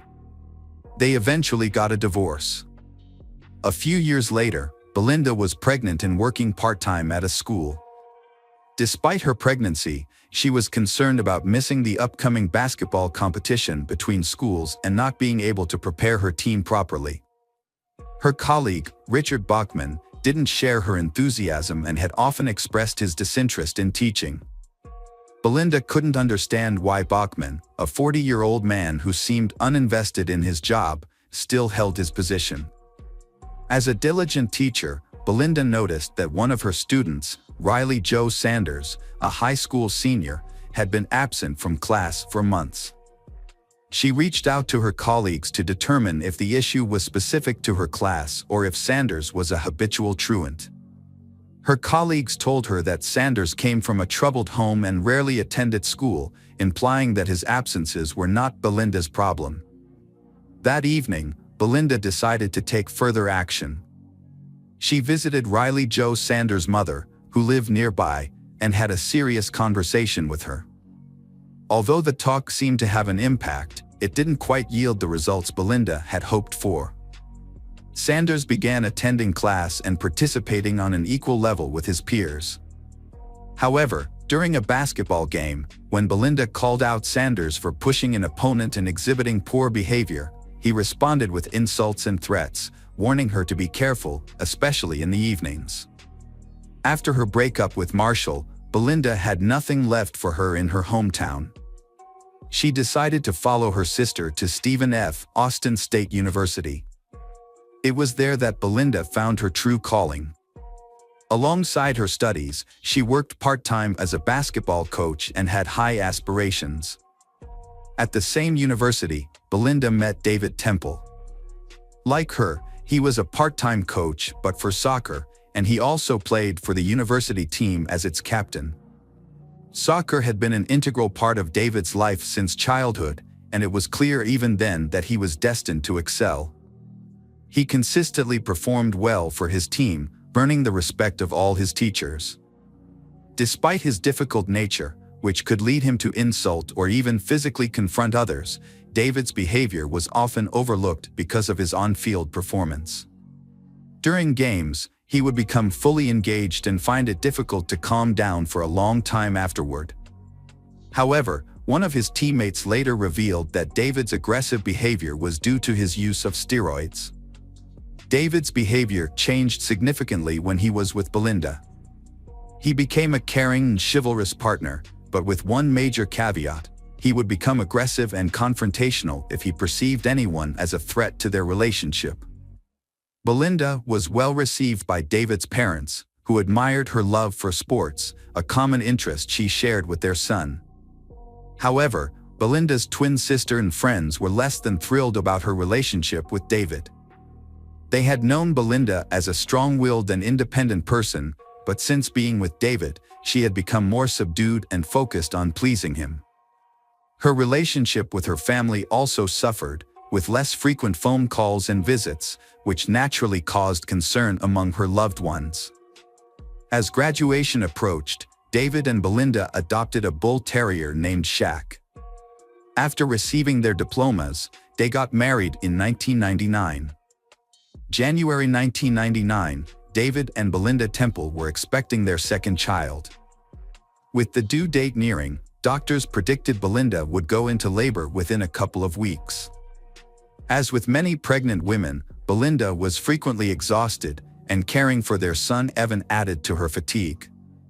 One evening, David decided to give his wife a break from household chores and allow her some rest. To minimize distractions, David took Evan for a walk in the park. As they strolled through the fresh air, their hunger grew, so they stopped at a cafe for a snack. After their cafe visit, David and Evan headed home. Upon arrival, David noticed the front door had broken glass. He quickly told Evan, "I'm going to take you to visit Harland for a bit, okay?" Without waiting for Evan's response, David led him to a neighbor's house, where family friends lived. Evan, struggling to keep up, asked, "Why can't we go to Mom's?" David, unsure of how to respond, said, "Mom's in the hospital right now." The neighbor, Quentin Harland, had just opened the door to unexpected visitors when David rushed past him, taking his son into the living room without a word. David then ran towards his own house, leaving Quentin confused. Quentin shouted to his wife to care for the child and followed David. "What's going on?" Quentin asked, but before David could respond, they reached David's house, where Quentin saw the front door was broken. Upon entering, Quentin saw the house was in disarray, with open closets and belongings scattered everywhere. A trail of blood led to the stairs, prompting Quentin to push David aside. Under the stairs, in the dressing room, they found Belinda lying face down with a severe head wound. David, seemingly in shock, didn't react. Instead, he took out his phone and called the police. Police officers quickly arrived at the scene, but they were initially unable to enter the house due to the Temple family's aggressive bull terrier, Shaq, who growled and barked at the unfamiliar men in uniform. One officer drew his gun in response, but David intervened, shouting at them to put their guns away and rushing to restrain the dog in the garage. Upon entering the house, the police assessed the scene and concluded that the perpetrators were likely burglars who had not expected Belinda to be home. Despite her pregnancy, they had shot her to eliminate her as a witness. When police started investigating a crime scene, they were baffled by how the burglar got past the fierce dog, Shaq, that guarded the house. They were also unsure how the perpetrator distracted the dog. Upon closer inspection of the front door, police found broken glass, but its positioning suggested it was broken while the door was already unlocked, which seemed strange. Inside the living room, a box on the nightstand caught their eye, containing jewelry such as earrings, rings, and a gold chain. What puzzled them was why the thief left the jewelry untouched. As police spent more time in the Temple family home, they became increasingly convinced that the whole scene was staged. In their experience, thieves usually take all valuables they can carry, but in this case, nothing appeared to be missing. The presence of the dog continued to raise suspicions, leaving them feeling that something was off. Regarding the murder, Belinda was shot in the back of the head with what was likely a 12-gauge shotgun while kneeling with their back to the killer. However, shotguns are an unusual choice for robbers due to their bulk and difficulty in concealing and transporting. This, combined with the fact that the murder took place at 4 p.m., makes it improbable that a thief would be openly carrying a shotgun at that time of day. When questioned by police about firearms in his home, David mentioned owning a couple of rifles, which he showed to the officers. Notably, the shotgun that could have been used in Belinda's murder was not among the firearms he presented. David went to the police station voluntarily to give a statement and detail the items that had been stolen. Despite appearing nervous, he was cooperative with the police. During this time, his son Evan stayed at Quentin's house, oblivious to what had happened. In 1996, David Temple and Quentin Harland were neighbors and co-workers at a school. They were close friends and often socialized together outside of work, watching sports and hosting barbecues with their families. However, their friendship became strained when Heather Scott, a new teacher, joined the school. Quentin was attracted to Heather, but she rejected his invitation to dinner. What Quentin didn't know was that David had also developed feelings for Heather, and they started a secret relationship. Quentin was angry and hurt when he found out that his married friend, who had a son, was involved with someone else. Despite his feelings, Quentin kept David's secret, even as their co-workers began to notice the romantic connection between David and Heather outside of school. Heather didn't know that David was married, as he didn't wear a wedding ring and kept his personal life private. Belinda had no idea about David's secret life. She once confided in Quentin about her suspicions that David was cheating on her, but Quentin quickly dismissed her concerns. "You're just being paranoid," he told her. David is a devoted husband and family man. How could you think such a thing? However, there were signs that something was off. David, who had once been extremely respectful towards Belinda, now frequently insulted her, even in front of others. He would call her fat, despite her only gaining a little weight after childbirth, and would often ask her to leave the room when they had guests, implying that her appearance was embarrassing. Belinda didn't stand up for herself or have a serious conversation with David about his behavior. Instead, she cried at night and felt deeply unhappy as a woman. Meanwhile, David was enjoying his new relationship with Heather. David became increasingly estranged from his family due to a new relationship with a coworker.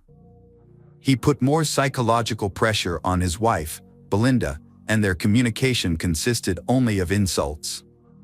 Although he never physically harmed her, the verbal abuse continued. That year, Belinda discovered she was pregnant again.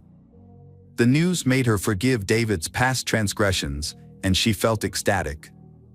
David attempted to appear as a happy father, but it seemed insincere.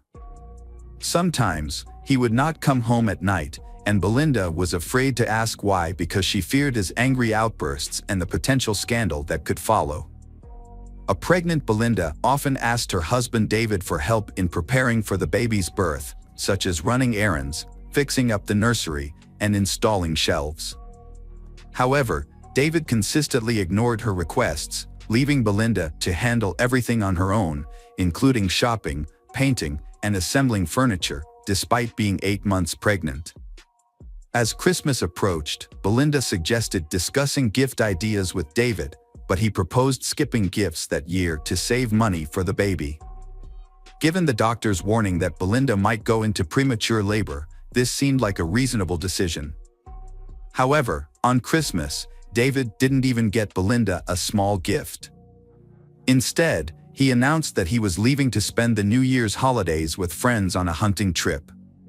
Belinda confided in her sister, who immediately changed her plans to be with Belinda, ensuring she wouldn't feel abandoned, especially since labor could start at any moment.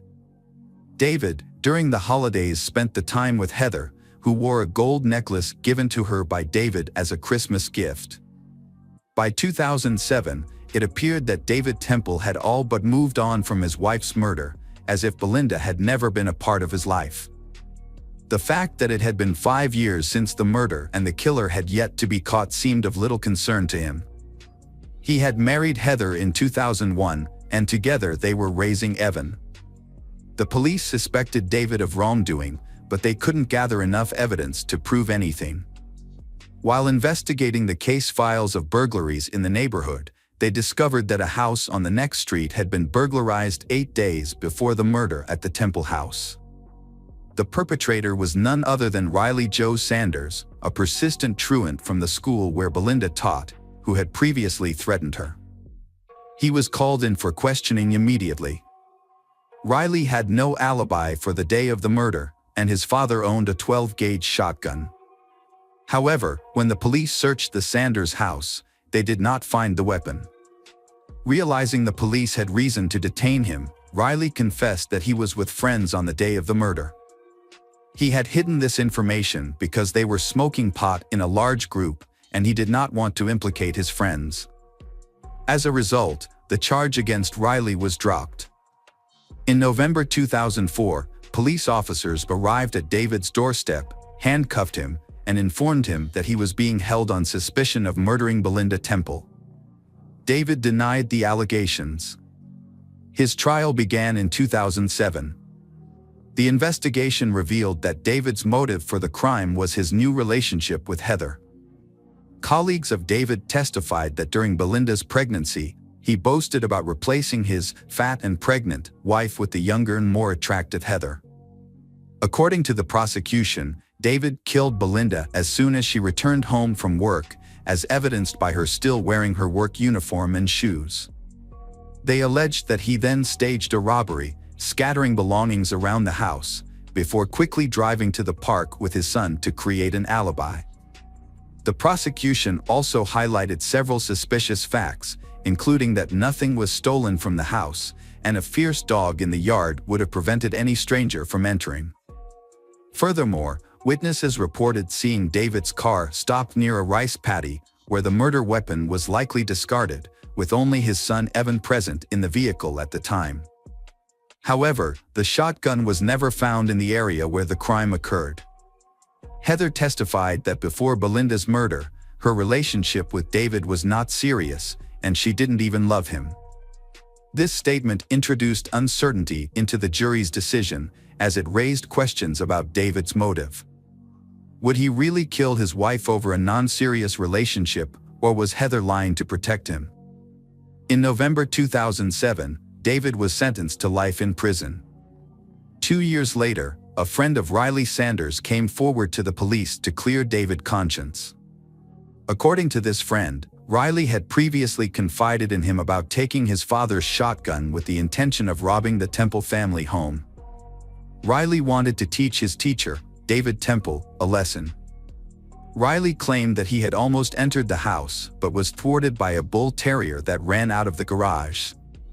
He shot at the dog but missed, and fearing the noise would attract neighbors, he quickly ran away. This new testimony was submitted to the court, prompting a review of the case. David was released from prison on bail while the review was underway. Meanwhile, Heather decided she no longer wanted to be married to someone who had spent so much time in jail and whose future was uncertain. She filed for divorce. The jury took a long time to deliberate on David's sentence. The case wasn't revisited until 2023, when David was still awaiting a final decision on his sentence. David was ultimately convicted and received a life sentence with the possibility of parole after 17 years. Throughout the trial, his son Evan struggled to accept that his father was capable of committing such a heinous crime. Evan continued to support his father until the very end. Hello friends, welcome to our channel. Today we're going to take a look at another horrible case with you. The case of Shanynthia Gardner. Shanynthia Gardner was born in Memphis, Tennessee, in the late 1980s. Shaninthia's childhood was relatively ordinary. She was a beautiful, slender, curly-haired brunette with a talent for music and a creative spirit. She had a gift for composing songs and singing, which earned her local recognition and fame. Her love for music was just one of her passions. In addition to singing, Shanynthia enjoyed fashion and photography. She was a natural in front of the camera and had an artistic eye for capturing everyday moments. Despite her many creative pursuits, Shanynthia was also devoted to charity and her faith.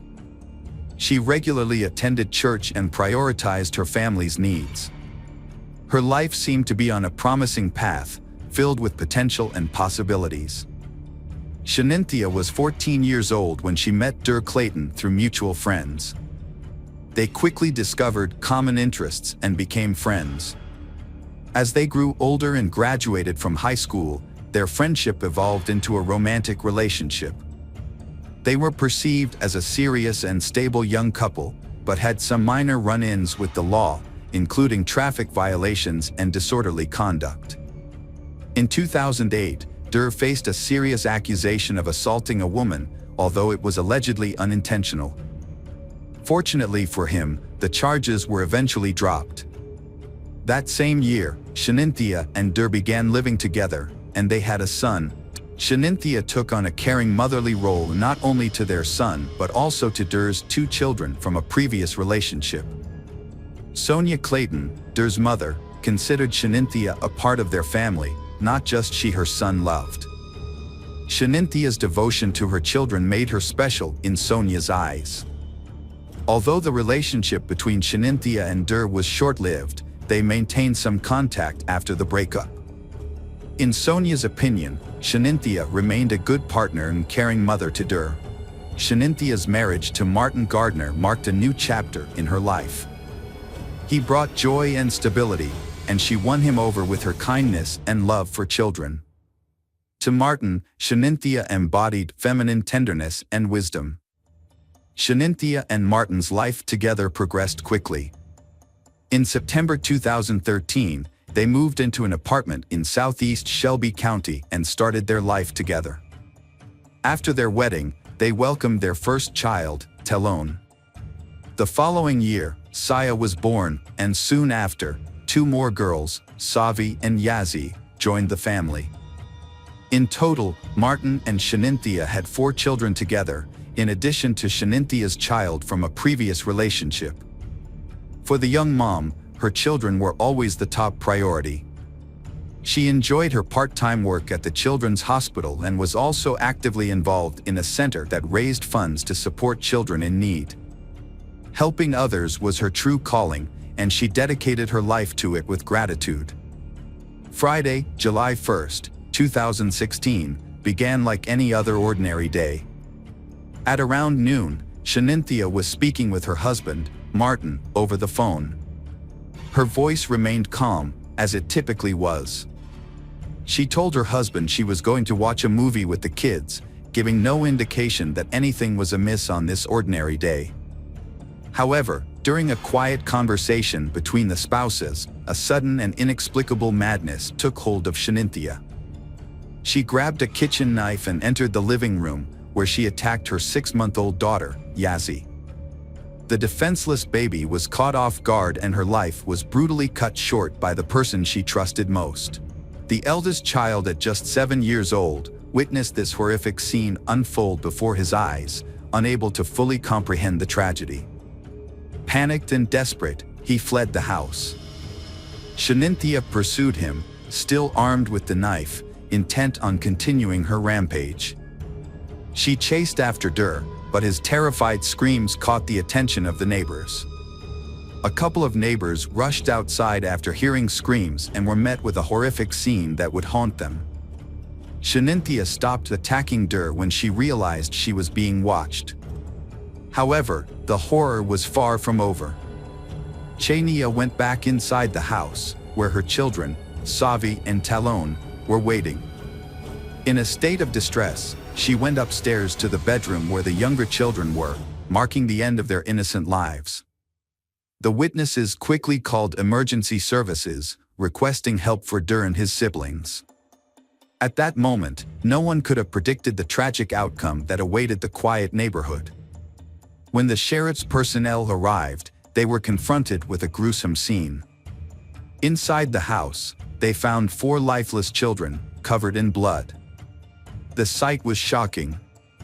Shanynthia calmly called her husband, Martin, and confessed to killing their children. The house was now filled with blood and horror. The investigators had obtained a bloody knife. Chaplains and specialists were called in to provide support to Dur, who had endured unimaginable trauma and required immediate attention. The sheriff's department launched a major operation, cordoning off the apartment complex, including the golf area and country club.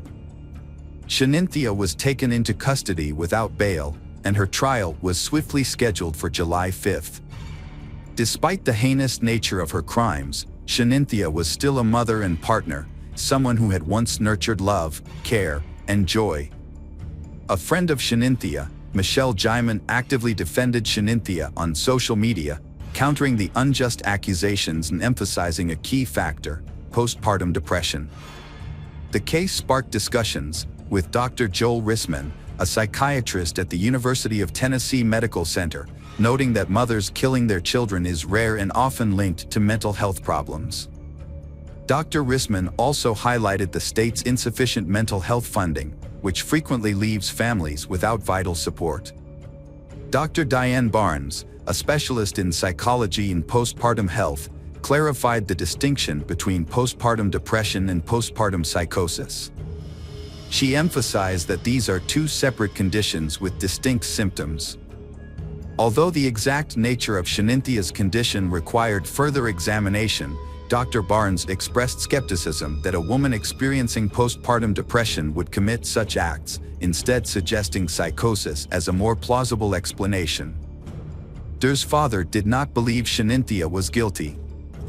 Although he was not his son's guardian, he was able to visit him after his relationship with Shanynthia ended, but this stopped in November 2014. He noticed Shanynthia becoming more radical and controlling. His attempts to contact his son were unsuccessful, and he was excluded from his life. Those close to Shanynthia noticed a significant change in her. She began experiencing discomfort, which turned into anxiety, paranoia, and panic attacks. Her behavior became unpredictable, and some suspected postpartum depression. This was a shock, as Shanynthia was seen as strong and dependable. She had always been in control, but now seemed to be struggling. Shaninthia's sudden change in behavior in March 2015 left many people baffled. At first, her friends and family couldn't understand what was happening. One day, she left work early, picked up her children, and drove them down an unfamiliar road, away from their home. Her husband, Martin, thought she was just going for a walk in a park, which was a normal part of her daily routine, so he wasn't immediately concerned. However, as the hours went by, Shanynthia never came home, which worried Martin greatly. He decided to alert the authorities to look out for his wife, who was driving with their 5 children. Shanynthia drove over 74 miles east, from Memphis to Corinth, but it's unclear why she chose that destination, as she didn't know anyone there. She was later found in the emergency room of St. Francis Hospital, but the police didn't explain how she ended up there. Shanynthia had superficial cuts on her neck and one wrist. If she had attempted to harm herself, her children were the only witnesses, but they were too young to understand what was happening. Eventually, the authorities brought Shanynthia home. However, her behavior became even more unusual after that. She told Martin that someone was threatening her and their family, which shocked him, as she provided no details about the supposed threat or who was behind it. There had been no previous incidents of this kind. When Shanynthia was with family and friends, she began complaining about her job and workload, claiming it made her feel terrible.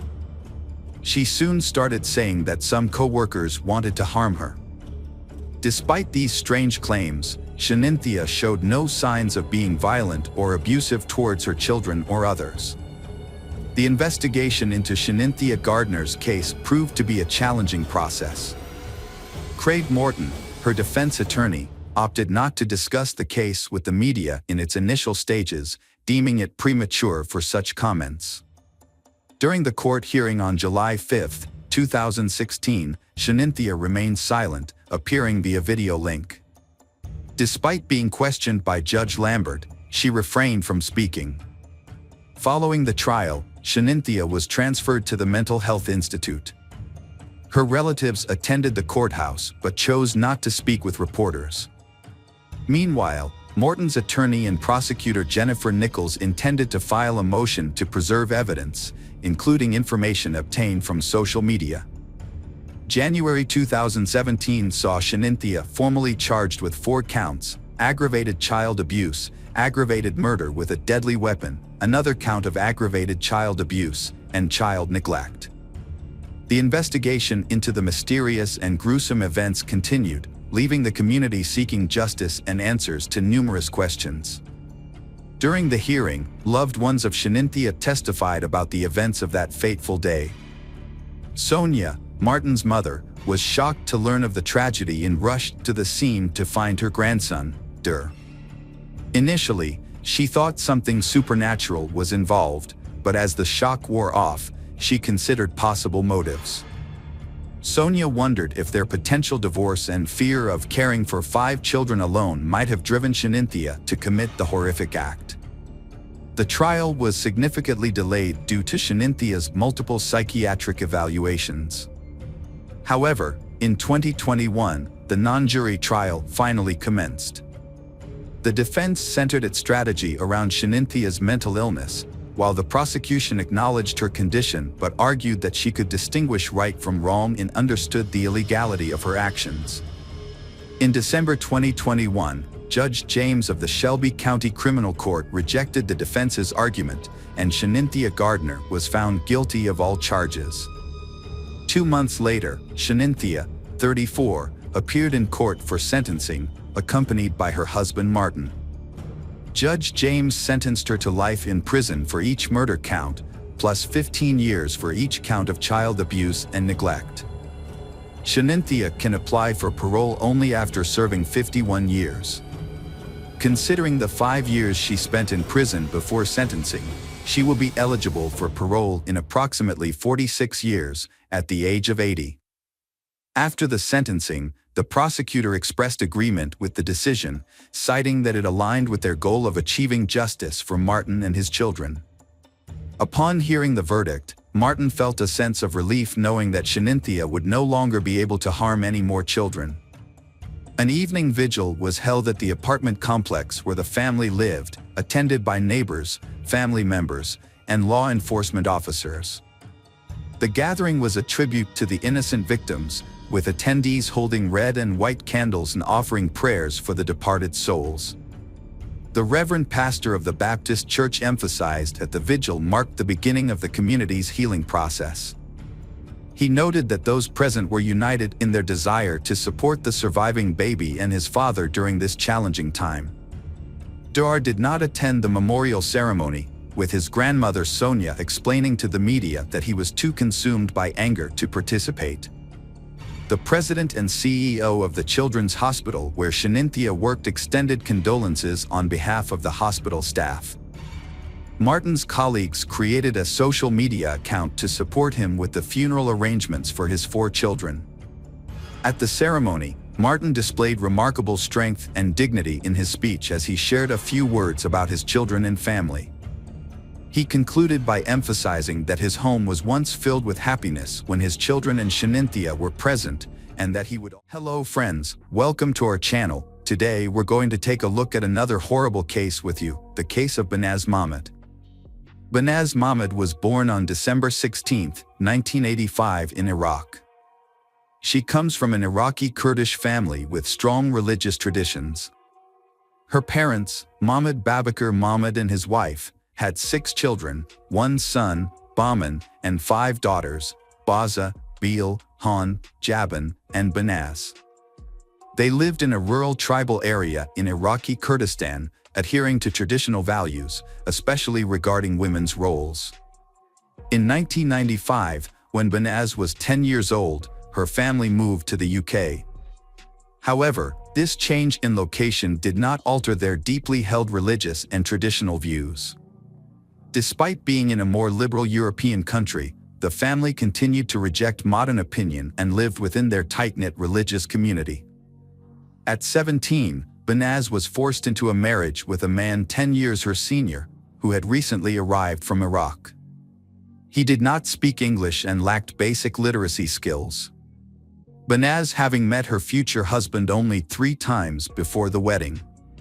Behnaz, described as a girl with brown eyes, long dark hair, and a kind smile, followed tradition and moved into her new husband's home, despite him being a stranger to her.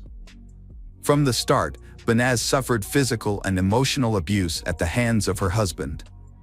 Despite having lived in the UK and being aware of her rights, she was trapped in a cycle of violence. She tried to leave her husband multiple times, but her family forced her to return, as it was considered a disgrace for the entire Mahmud family. With no support from her relatives, Behnaz turned to the police twice, but they failed to take action, leaving her vulnerable to further abuse. In July 2005, after 2 years of marriage, Behnaz finally escaped her husband's house and returned to her parents' home. After leaving her husband, Behnaz felt a sense of freedom. She met Rameth Soleimani, and they fell deeply in love. However, they had to keep their relationship a secret. They would only communicate twice a day, exchanging messages in the morning and evening. Rameth was unlike the men surrounding Behnaz, as he was calm, wise, and courteous. He treated she with great respect and kindness, instantly winning her heart. Before long, they began envisioning a future together, discussing wedding plans and a happy family life. They even chose names for their potential children. These joyful dreams brought Behnaz happiness and gave her the strength to cope with the hatred and aggression from her family. In early October 2005, Behnaz was walking down the street when she noticed a car following her. She recognized the people inside as Kurdish migrants sent by her father. Knowing her family's history, Banaz became terrified for her safety. On October 10, 2005, Banaz visited the police station again. During a 2-hour conversation, she shared detailed information about her life with her husband, including the physical abuse she suffered, her family's resentment, and the recent surveillance. She told the police that her husband had repeatedly beaten her, and during one incident, he nearly knocked out her tooth because she dared to call him by his first name in public. Banaz had previously informed the police that she feared for her life, but her concerns were ignored. The police failed to investigate her claims, neglecting to interview her family and husband to verify the accuracy of the information. She was told to contact them again if she felt threatened. Banaz and her boyfriend, Rahmeth, secretly met for about 2 months without being detected. However, in early December 2005, they were spotted by members of her family near a London subway station. This information was immediately reported to her father. That evening, her male relatives gathered at the family home, where they discussed her actions and deemed them unacceptable. Her uncle, Ari Mahmoud, declared that Banaz should be killed to restore the family's honor. Banaz overheard this conversation. Following this, Banaz went to the police again and explained that she had been under surveillance for months. She also told them that her family intended to kill her. She provided a list of 5 family members who were involved in the plot, but the police did not take her seriously. A serious mistake was made, which led to Banaz's disappearance. To uncover her fate, investigators must untangle a complicated network of lies, violence, and disregard for the truth. 2 weeks later, Banaz's father deceives her into visiting a relative's house, promising to discuss her divorce. Upon arrival, he forces her to drink brandy and leaves her alone in a room with the TV on. As she turns around, she sees her father putting on rubber gloves and reaching for a rope. Realizing her life is in danger, Banaz rushes to the front door, but it's locked. To escape, she breaks a window, cutting her hands on the shards. Banaz manages to reach a nearby cafe, where she collapses. Paramedics arrive and take her to the hospital, where the police are called. When Banaz regains consciousness, she contacts Rahmeth and asks him to come. After being discharged from the hospital, Banaz moves in with Rahmeth Soleimani. They celebrate the start of 2006 together and are happy. However, by mid-January, the Mahmoud family begins to pressure Banaz to return home, supposedly to mend their relationship and discuss her marriage to Rahmeth. Banaz trusted her parents and agreed to return to her father's house, believing her mother would protect her if her father became violent. To be safe, Banaz went to the police station again and gave a full statement, including the names of people she thought might harm her. Despite her fears, she returned to her family home. On January 22, 2006, Rahmeth was attacked by 3 men in the street who tried to force him into a car. He managed to fight back and reported the incident to the police. 2 days later, Rahmeth and Banaz were due to give a statement at the police station, but Banaz failed to appear. Rahmeth attempted to reach Banaz Mahmoud, but lost contact with her after she vanished upon returning to her family's residence. Rahmeth, who had been in constant touch with Banaz, grew increasingly worried and filed a missing persons report with the police. After numerous appeals, the police finally took action. The disappearance of Banaz Mahmoud sparked an investigation led by the Homicide and Serious Crime Directorate, with Chief Inspector Caroline Good at the helm. Initially, it was suspected that Banaz was being held captive in a house within the community. To locate her, Inspector Good organized an extensive search of linked to the Mahmoud family. Banaz's father, uncle, and ex-husband were brought in for questioning as suspects. The police also began searching for 3 other men listed by Banaz in December 2005, Omar Hussein, Muhammad Ali, and Mohammed Hama, all of whom were her cousins. However, When the police searched the neighborhood and tried to question her family members, and the family refused to cooperate with the investigation into her disappearance. Police found no photos of Banaz at her family's home, and her family's complete lack of concern shocked officers. Caroline Good then focused on 30 individuals, all of whom were arrested and questioned. During the investigation, over 20 vehicles and 300 cell phones were seized from those involved. Every person questioned attempted to hinder the investigation, providing conflicting accounts of Banaz's whereabouts. Some claimed to have seen her after she went missing, while others, including her mother, refused to cooperate with the police. Some even suggested she was in hiding. Realizing that no one would cooperate voluntarily, Caroline Good obtained permission to bug the cells of those arrested. At that point, Banaz's father, her uncle, and Mohammed Hama remained in police custody. 2 other men under investigation had managed to escape to Iraq.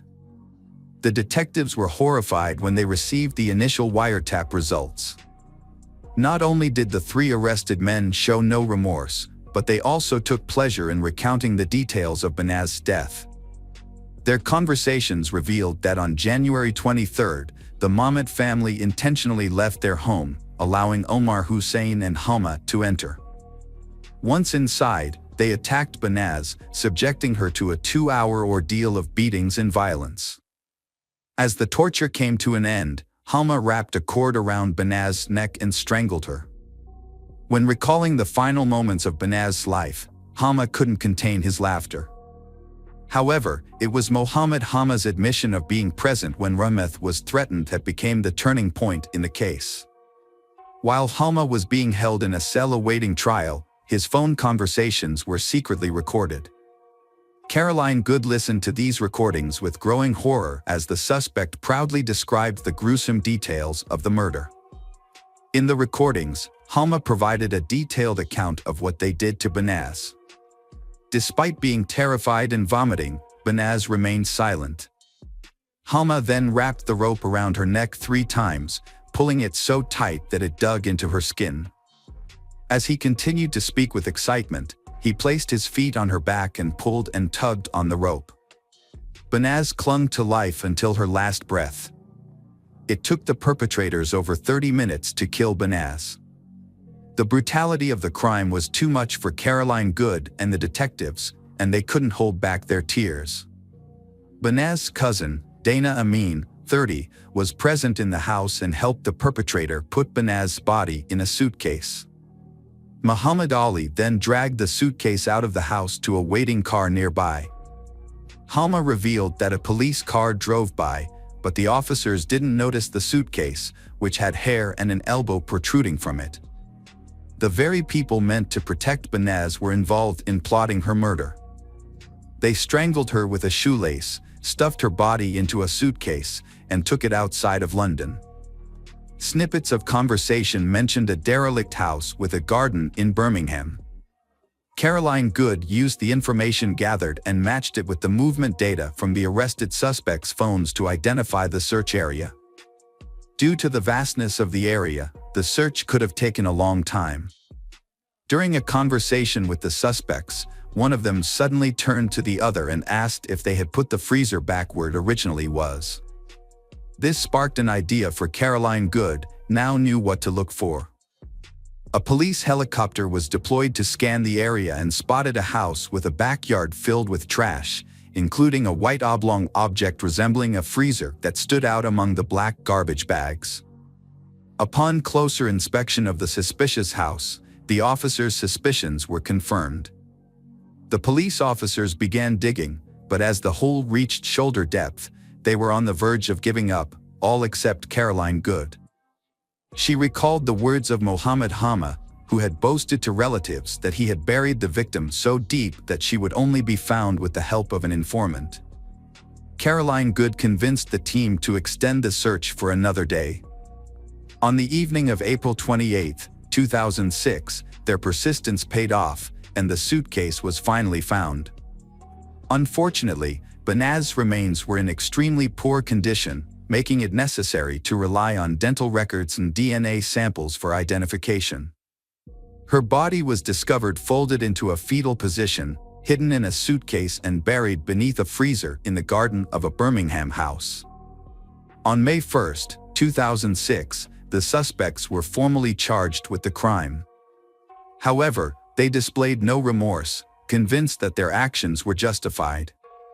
Mohammed Hama even claimed that the case would not go to trial, as he believed he was simply carrying out an act of retaliation. Meanwhile, Caroline Good faced renewed opposition from the Kurdish diaspora community. Following the discovery of Banaz's remains, numerous individuals came forward to provide alibis for the suspects, claiming that they were in public on the day of the alleged and therefore could not have committed the crime. Approximately 50 individuals were involved or connected to Banaz's death in various capacities. Reflecting on the events, Caroline Good recalled feeling intense anger, disgust, and contempt for the men involved. She noted that 50 men had participated in the murder of one woman, and they took pride in their actions, which they saw as a demonstration of their masculinity. In March 2007, the trial against Mahmoud Babakar Mahmoud, Ari Mahmoud, and Mohammed Hama began at London Central Criminal Court. Prosecutor Victor Temple described the crime as a cold-blooded and heartless execution that was orchestrated by the victim's father and uncle. In June 2007, a jury delivered finding all three defendants guilty of the charges and ineligible for leniency. The sentences handed down were severe. The father received a life sentence with a minimum of 20 years, the uncle was given life with a 23-year minimum, and cousin Mohammed Hama also received a life sentence with a minimum term of 17 years. Judge Brian Barker was scathing in his delivery of the verdict, stating, "He decided that your so-called family honor needed to be restored, which meant she had to die and her memory erased. This is a heinous and heartless crime. What kind of honor is it when a father prioritizes his social status over the life of his own child?" A mere 4 months after the trio's conviction, London police were informed that Muhammad Ali had been arrested in Iraq for a crime committed against a young boy. Muhammad Ali had taken his own life. Omar Hussein, the last of the 5 perpetrators, had been hiding in rural Iraq, attempting to avoid public detection. However, in December 2009, he was shot in the leg during an altercation with one of his brothers and required medical attention. Upon arriving at the hospital, police were notified and subsequently arrested him. Initially, Omar Hussein denied being in London in 2005, thereby claiming innocence in Banaz's death. But UK Social Security records revealed that he had been receiving refugee benefits during that time, contradicting his statement. The court ultimately sentenced him to life imprisonment with a minimum term of 21 years. Dana Amin was given an 8 years prison sentence for his role in disposing of Banaz Mahmoud's body and hindering the investigation. A recorded interview with Banaz at a police station implicated her family in the crime. Banaz had previously handed in a letter to a police station in South London, naming individuals who threatened to kill her and her boyfriend Rameth. The individuals named in the letter were from Banaz's family and the wider Iraqi Kurdish community. They were angry about her decision to divorce her husband, who treated her poorly. Despite several attempts to leave him, Banaz returned due to family pressure.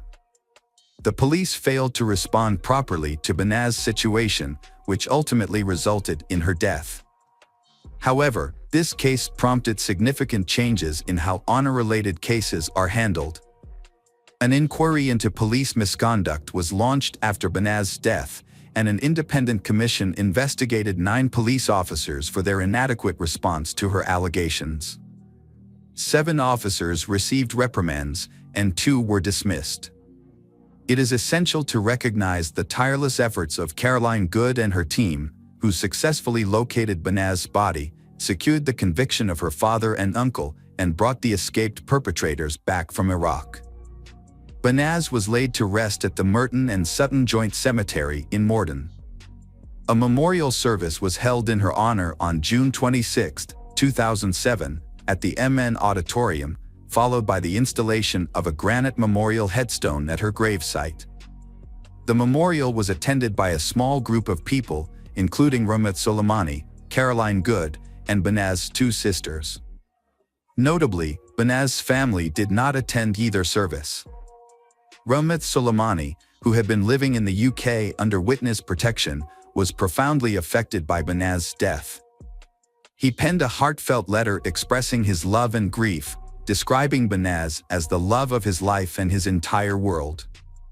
Unfortunately, his pain and suffering continued, and in May 2016, 10 years after the tragedy, he took his own life. This was his third attempt to end his life, a devastating consequence of the trauma he had endured. Hello friends, welcome to our channel. Today we're going to take a look at another horrible case with you. The case of Sarah Stern. Sarah Elizabeth Sarah was born on March 24, 1997, in Neptune City, New Jersey, to Michael and Susan Sarah. As their only child, Sarah received all the love and attention from her parents, who had been unable to have more children due to health issues. Sarah grew up to be a lively, cheerful, and outgoing child. She was involved in various activities, including school theater, photography, drawing, swimming, and softball. Her passion was art, and she aspired to become an artist or designer. After graduating from high school, Sarah enrolled in a local college to pursue her dream. Tragedy struck in the autumn of 2013 when Sarah's mother, Susan, passed away after a long battle with cancer. Despite periods of remission, the disease ultimately took its toll. This devastating loss was a tremendous shock to the family, particularly for Sarah, who was extremely close to her mother. After a period of struggling with depression, Sarah began to support her ailing father and care for their beloved dog, Buddy. As time passed, her life started to improve, and she set goals for the future. Upon graduating from college, Sarah planned to apply to a prestigious university in New York. Before pursuing further education, she hoped to travel the world, with a particular interest in visiting Canada and possibly even living there for a while. Her father, Michael Sarah, frequently traveled out of state for work, often for weeks at a time. However, he never worried about leaving Sarah alone, as she was a grown and independent young woman, and their town was considered safe. But on the night of December 3, 2016, around 2:30 a.m., an unsettling incident occurred. A concerned citizen reported an abandoned vehicle on the Belmar Bridge along Highway 35, prompting the police to become involved. The area was usually deserted at night, which made the lone, empty vehicle stand out. A taxi driver, who was taking a shortcut home across the old bridge on the outskirts, noticed the car parked on the side of the road. He stopped to see if anyone needed assistance, but found the vehicle empty with no one around. Concerned that the driver might have jumped into the water below, a tragic occurrence that had happened before in this spot, the taxi driver called the police. Police officers responding to the scene found the car's keys in the ignition and no signs of blood or struggle, leading them to initially believe that the owner may have intentionally left the car on the bridge to jump into the river. To investigate further, they checked the car's ownership and discovered it belonged to 85-year-old Lily Sarah, who lived in a nearby town. When officers visited Lily's home, they found her alive and well. She explained that she hadn't driven the car in years due to poor eyesight, and her 19-year-old granddaughter, Sarah, was the frequent driver. Lily tried to contact Sarah but was unable to reach her because her phone was turned off. She then provided the officers with her son's address, where Sarah lived, and informed them that Sarah was likely alone, as her father was out of town for work and wouldn't return until the following week. Sarah was nowhere to be found at her home. Although the back door was open, an initial search of the house didn't turn up any signs of foul play. However, they did find the family dog locked in one of the bedrooms, whining. Despite the open back door, there were no signs of disarray or struggle, and no evidence of an intruder. As the news of her disappearance spread, Sarah's father, Michael, rushed back home on the next available flight. Upon his arrival, he confirmed that everything was still in its place and nothing was missing. Notably, all of Sarah's personal belongings, including her passport, driver's license, and mobile phone, were still at the house. The police shared their initial concerns with Michael, suggesting that Sarah might have gone to the nearby bridge with intentions to harm herself. They asked if he had noticed any warning signs of suicidal tendencies or self-harm. Michael revealed that Sarah had struggled with depression after her mother's passing, but had made a full recovery with the help of loved ones and her studies. In fact, Sarah had big plans for her future, aspiring to become a designer and travel the world. To piece together what happened, the police needed to know who Sarah had contact with on the day she vanished, what conversations she had, and who saw her last. The first witnesses to come forward revealed that Sarah had spent most of December 2nd with her childhood friend, Liam McAtasney. As the last person to see her, Liam was a crucial part of the investigation. The police quickly decided to speak with him to gather more information and reconstruct the events of that day. When the police arrived at the McAtasney residence, they met with Liam's mother, who told them that her son was sleeping after a night shift. The officers asked her to wake Liam, who seemed confused about the situation. Once he was informed about Sarah's disappearance, Liam confirmed that they had spent the previous day together and agreed to go to the police station to give a statement. Liam shared that he and Sarah had attended college classes together that morning, but they decided to skip the last 2 lectures and go to her place to unwind instead. At her house, they played video games, chatted about their plans, and socialized. They briefly left her house twice to pick up food and visit a local supermarket. Liam left Sarah's house around 7 p.m. to go to his night shift job and did not see her again. Liam was also asked if Sarah had been struggling with any mental health issues. He explained that she had been battling deep depression since her mother passed away. He shared that Sarah often felt hopeless, wanting to escape or end her life, but he did not think that this meant she was planning to harm herself. He noted that she also struggled to connect with her father, leading to additional emotional strain. Liam considered it possible that Sarah's emotional state may have contributed to her disappearance. However, it was also clear that Sarah was planning a trip to Canada around that time and had recently exchanged money in preparation for her travels. Liam's testimony gained credibility when Canadian dollars were found in her bedside table drawer, though the amount was relatively insignificant. Preston Taylor, a close friend from high school, corroborated Liam's story. Preston mentioned that Sarah had struggled with depression, leading him to wonder if she had fled to Canada or taken her own life by jumping off a bridge.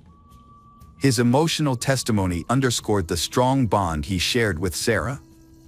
Despite these accounts, investigators soon ruled out the possibility of Sarah fleeing the country due to the absence of her passport. As a result, the search focused on the more distressing possibility of her having jumped to her death. A comprehensive search operation was launched along the river, involving divers, specialized equipment, and hundreds of volunteers, including police. However, strong currents posed a challenge, potentially carrying her remains or personal belongings far from the bridge, and thorough searches of both riverbanks were necessary to try to find any signs of Sarah. Among the volunteers searching for Sarah were her friends Liam and Preston. Despite their efforts, the search yielded nothing, prompting law enforcement to re-question those closest to Sarah. It was during this process that discrepancies in their accounts began to emerge. Sarah's friends and classmates described her as a happy and carefree person, with no signs of depression or problems with her father, whom she often spoke about affectionately. However, Liam and Preston's behavior after Sarah's disappearance raised eyebrows. They initially acted as if they had lost a loved one, gaining sympathy from many. But over time, their behavior seemed increasingly insincere, as if they were performing for an audience. The fact that Liam and Preston had only recently become close, about a month before Sarah's disappearance, raised suspicions and led the police to re-question them. Liam was visibly shaken when he was brought in for further questioning. The investigator asked him about his relationship with Sarah and Preston, and Liam explained that the three of them had grown up together on the same street and attended the same school. They were extremely close, sharing their deepest secrets and dreams with each other. Preston had even taken Sarah to prom, but they had never been romantically involved. Liam clarified that his relationship with Sarah was more than just friendship. He considered her like a sister. They had even listed each other as siblings on social media. Sarah had confided in Liam about her family, telling him that her mother had left her a significant amount of money in a safety deposit box at the bank. Sarah didn't trust her father, who claimed a right to the money, so she planned to retrieve it soon and move to Canada.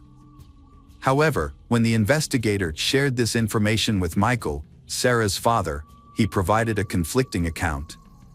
According to Michael, his wife had been saving money for Sarah's future since her birth, setting aside funds for education, a wedding, or a down payment on a house. The money had been stored at home in a shoe box, containing old and worn-out bills, but no one had thought much of it at the time. After Sarah's mother passed away, her father gave her a large sum of money, which he advised her to put in the bank. Sarah took his advice, dividing the money between her checking account for everyday expenses and a safe deposit box for the rest. She intended to use the money for graduate school and travel. Michael claimed he wasn't interested in the money for himself. When investigators discovered that Sarah had access to a significant amount of money, they began to suspect that her disappearance might be related to her finances. They decided to look into her financial transactions, including her bank account and safe deposit box. Their investigation revealed that Sarah had withdrawn a large amount of cash from an ATM just a few days before she disappeared, and had also accessed her safe deposit box at the bank around the same time. The detectives were in for another surprise when they reviewed the bank's surveillance footage, which showed that Sarah was not alone when she visited the bank on December 1st. Liam was with her, raising questions about why he hadn't mentioned this earlier. When asked about it, Liam explained that Sarah had confided in him about her banking activities and had asked for his accompaniment because she was nervous about carrying a large sum of cash. Liam's hesitation was evident, but his story seemed plausible, and his demeanor appeared genuine. Further investigation led to the discovery of a security camera in a neighboring house that had captured footage of the street and Sarah's yard. The footage confirmed that Liam had stayed at Sarah's house until 7 p.m., then left for work and didn't return. Meanwhile, the silver sedan was seen leaving the garage around 11 p.m. This new information added a chilling twist to the already disturbing case. In a surprising turn of events, an acquaintance of Sarah's named Anthony walked into the police station about a month after her disappearance. Unaware of the recent events, Anthony had been out of town for several weeks. He shared a peculiar story that sent shockwaves through the investigation. It turned out that Anthony had gone to school with Sarah, Liam, and Preston, and after graduation, he had pursued a passion for filmmaking, keeping in touch only with Liam, who also shared his interest in cinema. Anthony remembered that about a month and a half before Sarah disappeared, Liam visited him and they spent an evening brainstorming ideas for a horror movie aimed at teenagers. Liam came up with a plot about a girl who shares a secret about a large sum of money with her friend, who then gains her trust and kills her, dumping her body in a river. Anthony thought the idea was good, and they even wrote a few pages of the script. After that, Anthony moved on to another project and forgot about the story.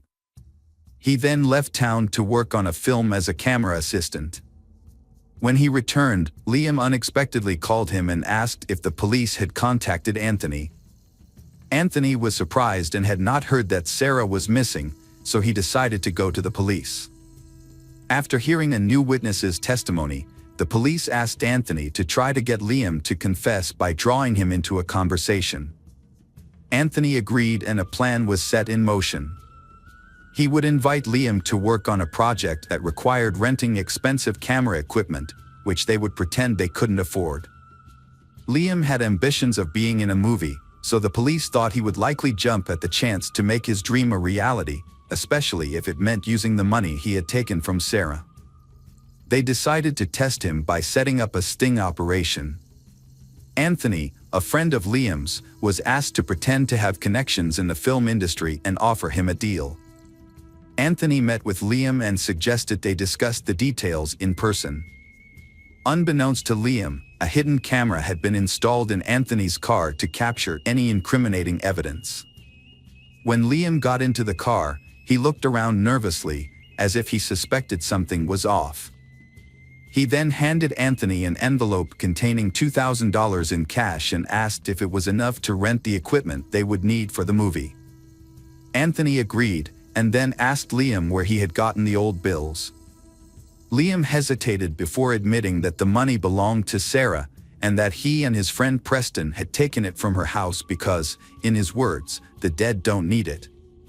Although Liam didn't provide any further details, his admission was enough for the police to arrest him and his friend Preston on suspicion of a crime. Preston, Liam's accomplice, quickly began cooperating with the authorities and struck a deal with the prosecution. He told them that he hadn't directly participated in the crime, but had helped Liam cover his tracks and get rid of Sarah's body. According to Preston, Liam started plotting to take Sarah's money as soon as he found out about it. Sarah had kept her inheritance a secret, even from her closest friend, for a long time. However, when she began making serious plans for a trip to Canada, Liam asked her how she intended to pay for it, and she revealed that she had inherited a sum of money from her mother. Liam then persuaded her that it would be safer to store the money in a home safe rather than a bank vault, and he urged her to withdraw the cash. Liam, determined to carry out his plan, waited for the perfect opportunity while Sarah's father was away on a business trip. He enlisted the help of his friend Preston, promising him $25,000 in exchange for his assistance. Liam had Sarah withdraw a large sum of money from the ATM, but didn't check the exact amount. They spent the next day together, waiting for the right moment to strike. When the time came, Liam separated Sarah from her dog by locking it in another room, then approached Sarah from behind and attempted to strangle her.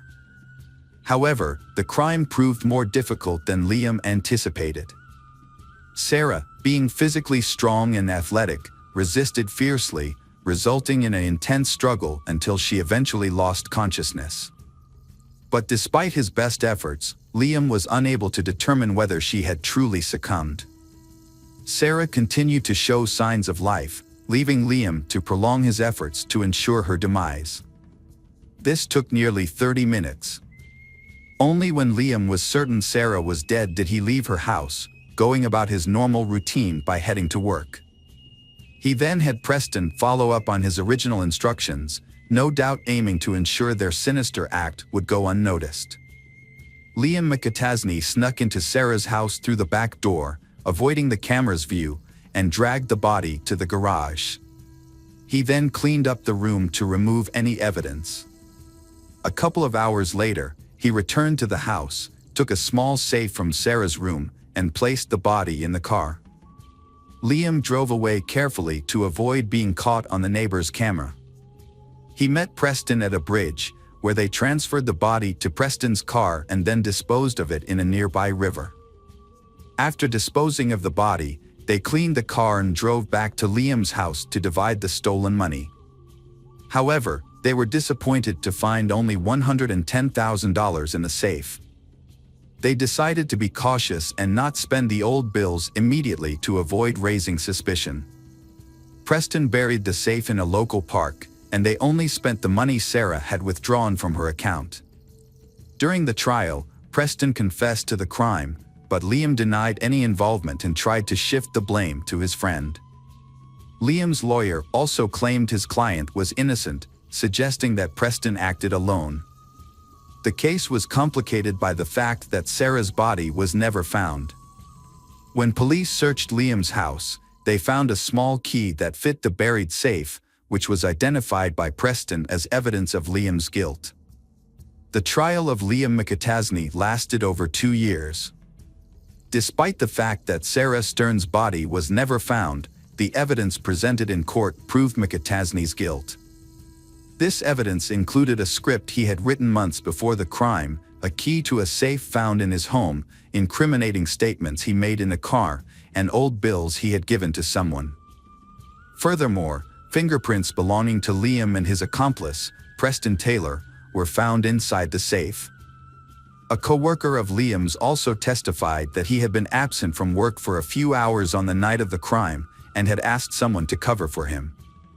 As a result of the trial, Liam was sentenced to life in prison without the possibility of parole. Preston, who had not directly participated in the crime, received an 18-year sentence for obstructing justice and hindering the investigation. Preston will be eligible for parole in 15 years.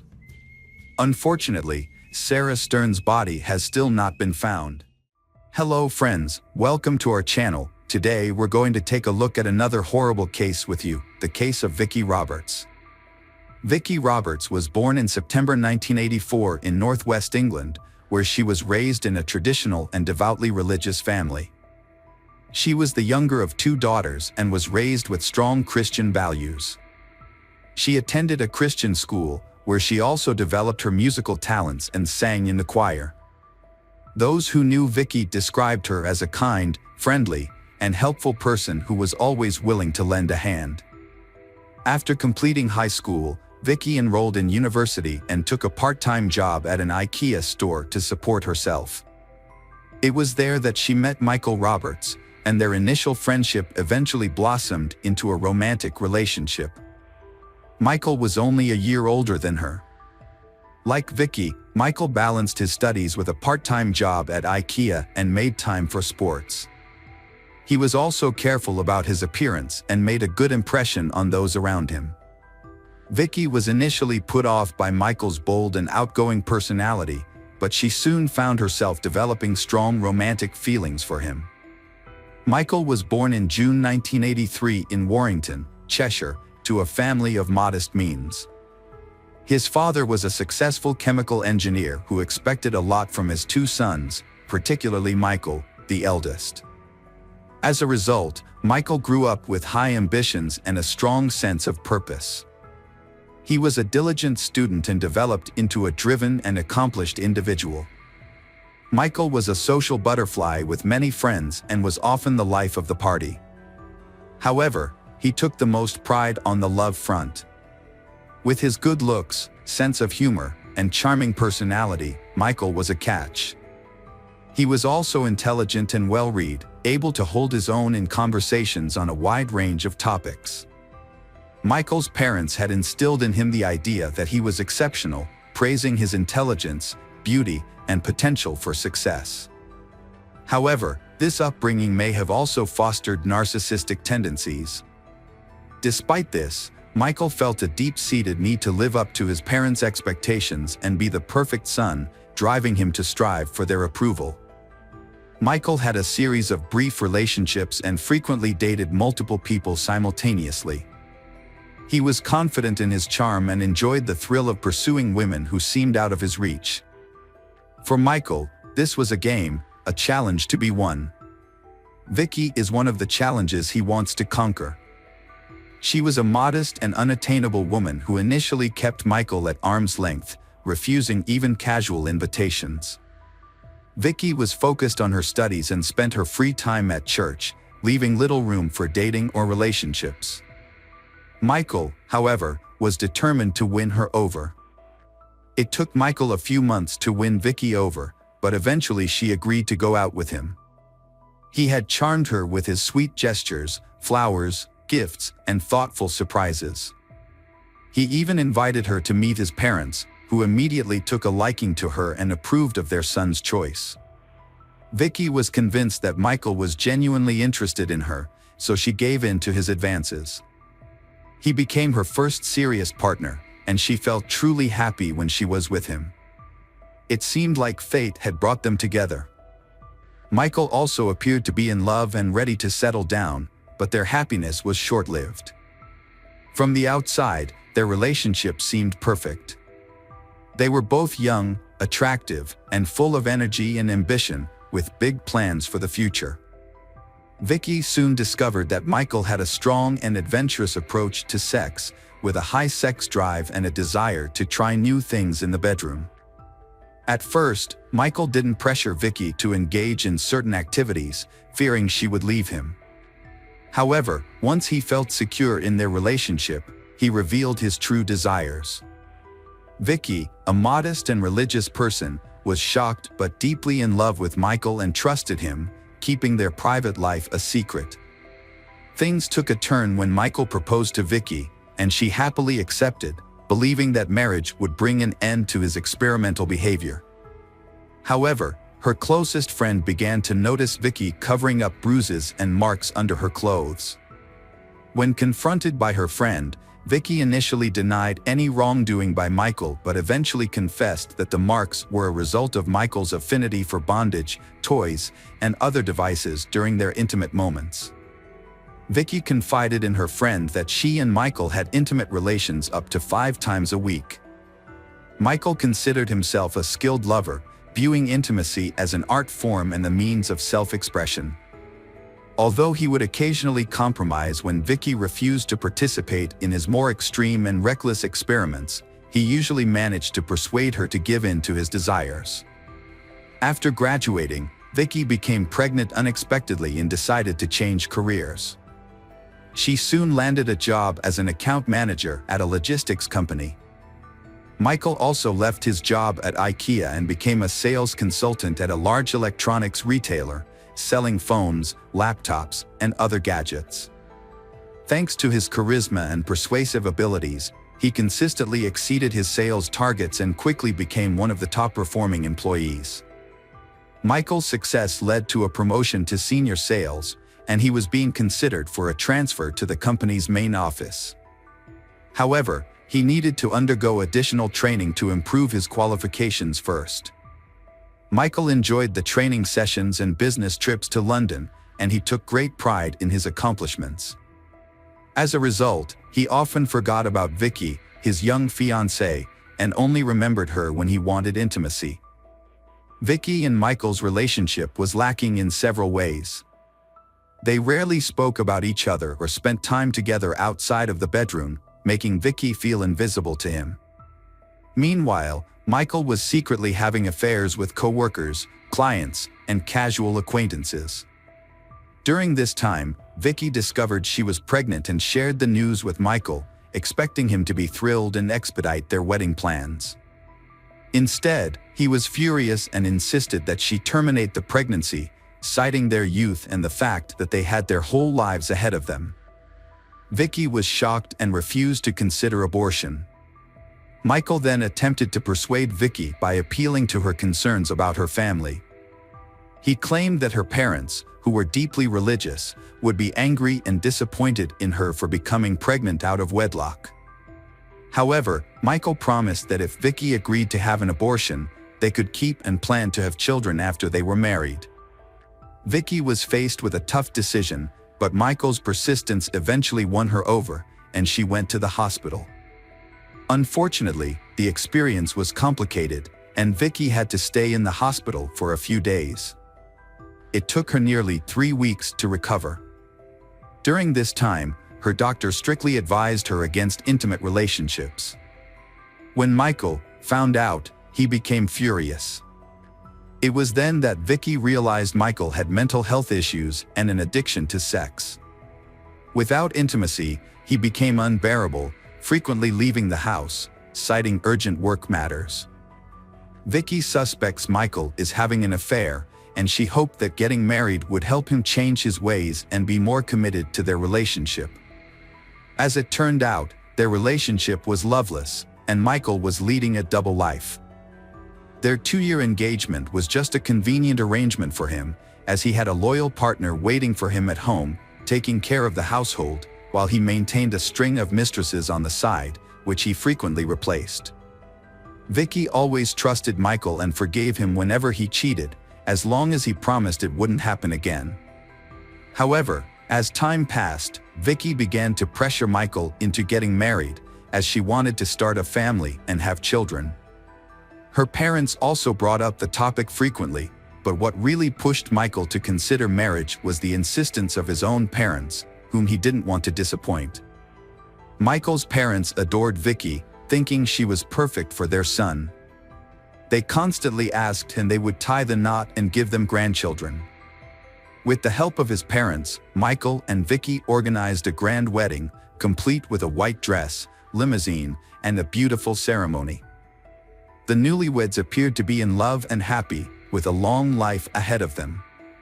After the wedding, they settled into a large, cozy house in a prestigious area of Warrington, close to Michael's parents. Despite their marriage, Michael didn't truly love Vicky. It was more of a way to appear normal to others. Vicky never expressed her concerns about Michael's unusual behavior and frequent infidelity, allowing him to freely change partners.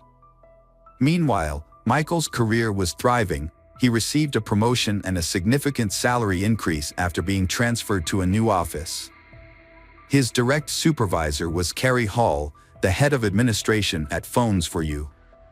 Carrie was a decade older than Michael, divorced, and raising her son independently. Despite her tough exterior, she was attractive, well put together, and strong-willed, as her position demanded. For a while, she ignored Michael's subtle advances, but to him, her indifference was a signal to take action.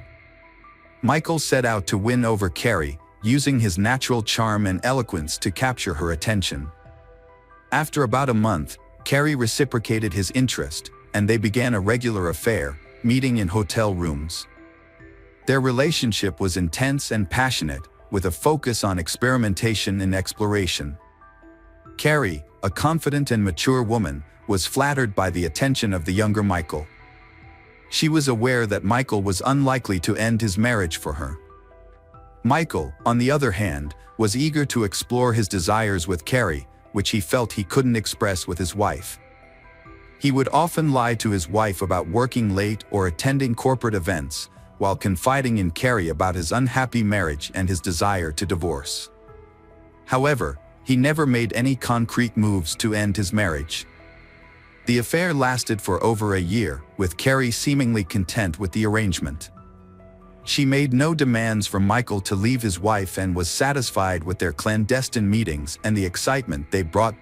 Carrie's behavior changed as she started dressing more conservatively, covering her body with long sleeves and high-necked clothing, a departure from her usual style that highlighted her athletic build. Carrie confided in her close friend about her lover Michael's extreme intimate experiments, which often crossed a line. She showed her friend the evidence, a bite mark on her chest and bruises on her neck from his intense grip. There were also marks on her wrists from the ropes he used to tie her up, giving him complete control. The friend was alarmed and urged Carrie to report the incidents to the police, but Carrie refused, explaining that the acts were consensual and Michael usually warned her about what he was going to do. However, the intensity of the experiences often got out of hand.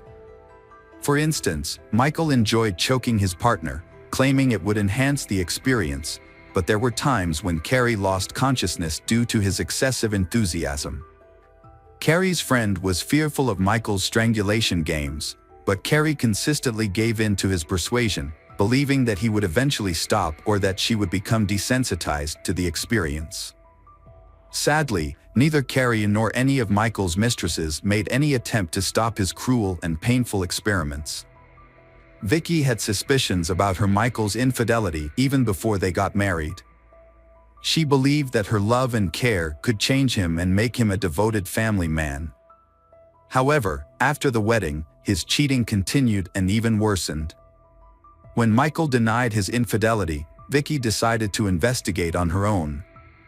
One night, while Michael was asleep, Vicky checked his phone and found numerous intimate conversations with other women, including Carrie. She was shocked to discover that Michael had exchanged explicit photos with some of these women. The discovery was devastating for Vicky, and she packed her bags and temporarily moved in with a friend. Vicky kept her situation a secret from her family, fearing their reaction. She was afraid that her religious relatives would pressure her to get a divorce if they found out about Michael's adultery. Despite her heartbreak, Vicky still loved Michael and didn't want to give up on their marriage. Before leaving, she wrote him a heartfelt letter, confessing her love and telling him that he was the most important person in her life. Michael's wife had finally had enough of his promiscuous and decided to leave him. Before she went, she wrote him a handwritten note explaining that she knew about his cheating and couldn't take it anymore. She left the note on the refrigerator and gave him time to think about his actions, but made it clear that she wouldn't file for divorce just yet. Despite his wife's departure, Michael didn't seem to be particularly upset or remorseful. However, he did realize that he would miss having a quiet and submissive partner who took care of the household and tolerated his behavior. He decided to try to win her back and followed her to her friend's house, bringing a large bouquet of flowers. He apologized and begged her to return, promising to be faithful from then on. His wife, Vicky, wanted to believe him and decided to give him another chance. For a while, Michael made an effort to be more considerate and even came home for dinner. He deleted his correspondence with his mistress, Carrie, and changed his social media password to avoid suspicion. However, Michael's good behavior didn't last long. He soon started pursuing a new female employee, Karen Wilson, who was engaged to be married. Despite her initial reluctance, Michael persisted in his pursuit of her, and they began an affair.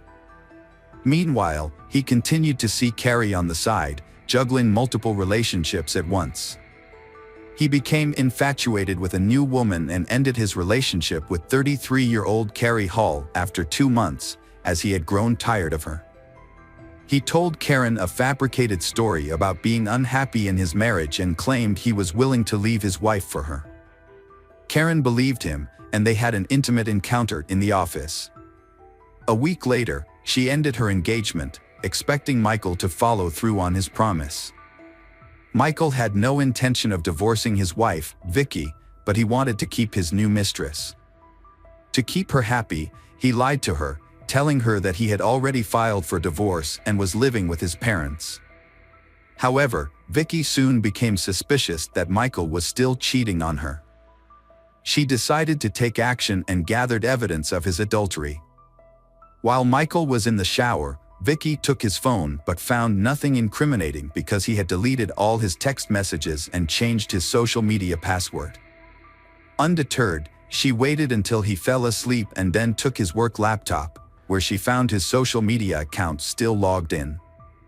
There, she discovered messages between Michael and his new girlfriend, in which he professed his love and claimed to be divorcing Vicky and living with his parents. Vicky was shocked and took screenshots of the messages as proof of Michael's infidelity. She also found receipts for hotel rooms in his wallet. The next morning, she confronted Michael, presenting him with the evidence adultery. For the first time in their relationship, she lost her temper. Michael was taken aback and tried to apologize, promising it would never happen again. However, Vicky threatened to tell his parents about his infidelity, hoping they could talk some sense into him since she couldn't. Michael was enraged by his wife Vicky's threat to tell his parents about their problems. In a fit of anger, he slapped her. Vicky then got up and said she would go to his parents immediately, heading for the door. Michael caught up to her, grabbed a heavy jewelry box from the dresser, and hit her in the head twice, knocking her unconscious. He then strangled her with his bare hands until she stopped breathing. Feeling no remorse, Michael wrapped Vicky's body in a blanket, placed it in large garbage bags, and carried it to the garage. He quickly cleaned the house, packed up most of Vicky's belongings, and removed them. He then invited his lover, Karen, over, and they had dinner, had fun, and made love in the same bedroom where the murder had taken place. The next day, Michael ran off with Karen. He told his parents that Vicky had left him for another man, even showing them fake messages from Vicky's phone, which he had sent himself. He went to his parents' home, sobbing on his mother's shoulder, pretending to be distraught over his wife's supposed infidelity. Michael sent his parents-in-law messages saying that their daughter had left him for another man. He also told them to give her space and not to bother her. The messages claimed that Vicky had fallen out of love with Michael and had moved in with someone else. Her parents were shocked and tried to contact Vicky to hear her side of the story, but she refused to answer their calls, only responding with messages asking for time. Vicky's parents found Michael's story suspicious and went to his house to confront him. However, his explanation only raised more questions. They soon discovered that Vicky had not shown up for work, which further alarmed them. They decided to report their concerns to the police, leading to an investigation. On December 1, 2009, Michael bought a shovel, rope, rags, and cleaning supplies from a hardware store. However, the police arrived at his house on the same day. He had been caught before he could dispose of a body. The police initially found nothing out of the ordinary, but Michael's actions and alibi sparked suspicion and raised several questions. Notably, they overlooked a large package in the garage during their search. Inside the house, they found no signs of her presence, such as clothes, documents, or personal items, which could suggest she had left of her own accord. However, Vicky's laptop was discovered in the bedroom, and upon seizing it, the police found screenshots of Michael's incriminating conversations with his mistresses, which Vicky had saved. The investigation took a significant turn when authorities made a geolocation request to Vicky's cell phone, which had been regularly sending messages to her husband and relatives. To everyone's surprise, the phone was found to be located in the marital home of Vicky and Michael. This led to a second, more thorough search of the Roberts residence. During this search, a suspicious package was discovered in the garage, and its contents shocked all who were present. However, in a stunning twist, Michael, who had been cooperating with the police, suddenly vanished into thin air. He had taken a wallet containing cash, which allowed him to evade capture for several days. After his money ran out, Michael turned to one of his mistresses, Lavinia T., and asked if he could stay with her for a while. However, when Lavinia heard on the news that Michael was wanted for his wife's murder, she immediately contacted the police and reported his whereabouts. Eventually, he was arrested, put on trial, and convicted. When the authorities arrived to arrest Michael, he claiming he was innocent of the crime. A man claimed that his wife died accidentally during a consensual sex game where she asked him to strangle her with a rope belt, but he lost control. However, forensic experts disputed this claim, finding that she was actually strangled with bare hands, attacked from behind, and had 2 severe head injuries that occurred before her death, which were unrelated to the alleged sex game. The trial began in January 2010, with the defendant, Michael Roberts, maintaining that his wife's death was an accident and hoping for a lenient sentence. However, the autopsy results revealed a different story. Roberts had intentionally hit his wife on the head twice, then strangled her, and hidden her body in the garage.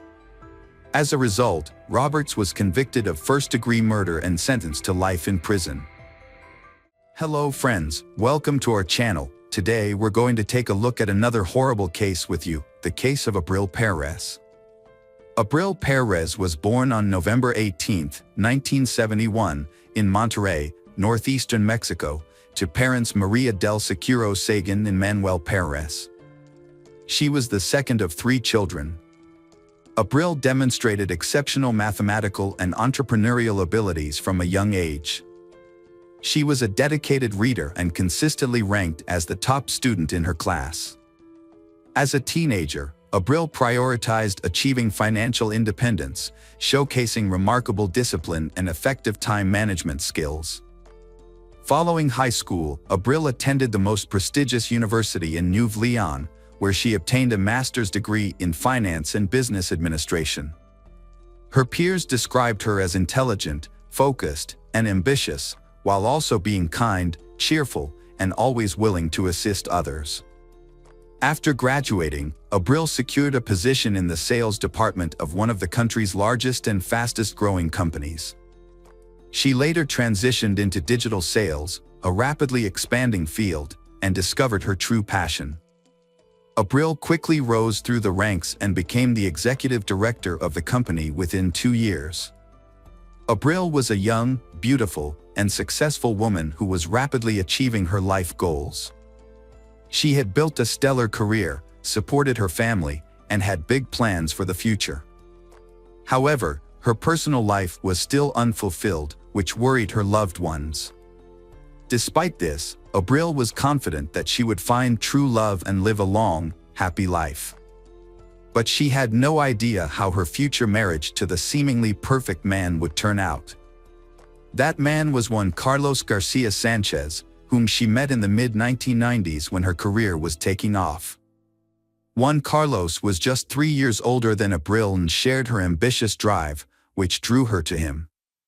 He, in turn, was captivated by her stunning looks, charming personality, kind heart, bright smile, sharp intellect, and remarkable determination. Juan Carlos graduated from a prestigious science and technology university, where he excelled in economics and trade. He then continued his studies at Harvard University in the United States.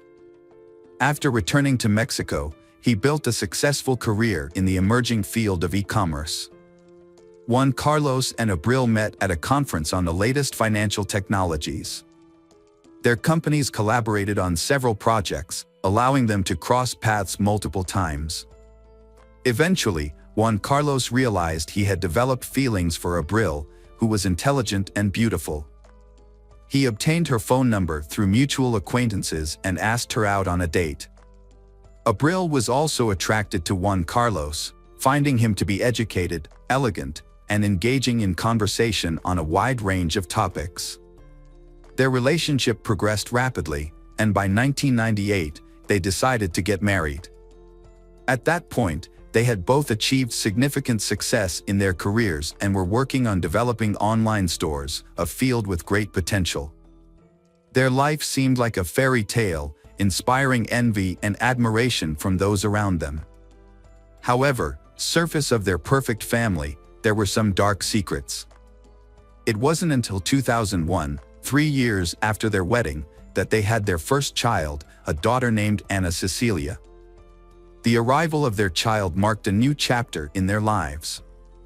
Her husband appeared happy, showing their newborn daughter love and admiration. 2 years later, Abril gave birth to a son, named Juan Carlos Jr., after his father. 2 more years passed, and the family had another child, a boy named Julio Andres. Despite having 3 young children, Abril hardly took any time off work and managed to balance parenting with career advancement. She made homemade meals, helped with schoolwork, took the children to sports activities, and aimed to be both a perfect mother and their best friend. Outwardly, the Perez Sanchez family seemed perfect, wealthy, successful, with 3 lovely children, and everything they could want. However, their home life remained a secret, even from their closest relatives, for a long time. In the early years of their relationship, Juan Carlos revealed his true personality to Abril. He had a short temper, was aggressive, and had a tendency to be overly harsh, refusing to compromise and insisting that everything be done his way. Initially, Abril was in love and believed that as time passed, Juan Carlos's rough edges would smooth out. Their shared projects brought them together, and their collaboration led to significant accomplishments, including financial success. However, as the years went by, Juan Carlos's irritability grew, and verbal arguments escalated into physical confrontations. Following the birth of their first daughter, he made a brief effort to control his emotions, but this change was short-lived. A similar attempt was made after the birth of their eldest son, but by the time their 3rd child arrived, Juan Carlos no longer made any effort to be a good father or husband. Juan Carlos frequently directed his anger and frustration at Abril and disregarding her emotional well-being. He would insult and belittle her, the mother of his children, and seemed to feel better when she cried. He regularly physically harmed her, doing so in a way that left no visible marks, allowing her to hide the bruises with clothing or makeup. His goal was to maintain his reputation as a model family man, loving husband, and father.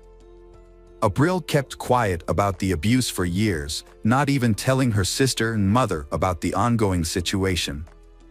She earned a good income and could have raised the children on her own, providing them with a good education and stable upbringing. However, her husband was wealthy and influential, and she knew he could use the courts to take the children away from her. Knowing Juan Carlos's true nature, Abril couldn't bear the thought of her children being left alone with him, as she considered him a monster capable of anything. When the family's situation reached a boiling point, what was once considered an ideal household now raised suspicions that something was terribly wrong. Abril was not just subdued, but deeply distressed and visibly struggling. She had lost weight, slept poorly, and frequently had bruises on her face and body that were becoming harder to hide and explain. Despite this, Juan Carlos appeared calm and confident in public, pretending that everything was fine. He played the role of a loving and caring husband, interacting with Abril politely and affectionately. However, at home, he transformed into a menacing figure. Despite loved ones urging Abril to divorce him, she insisted that everything was fine and that she could handle the problems with her husband on her own. 2014 marked the peak of Juan Carlos' career when he became the head of a major trading company, making him one of the most influential people in his field. Following this promotion, his family relocated to Mexico City, settling into a large house in one of the capital's upscale neighborhoods. Their children began attending an elite private school. Abril had genuinely hoped that this change of environment would improve their relationship. However, contrary to her expectations, the abuse continued. Juan Carlos often persisted in physically and verbally abusing his wife in front of their children. He increasingly accused her of infidelity without any basis for his claims.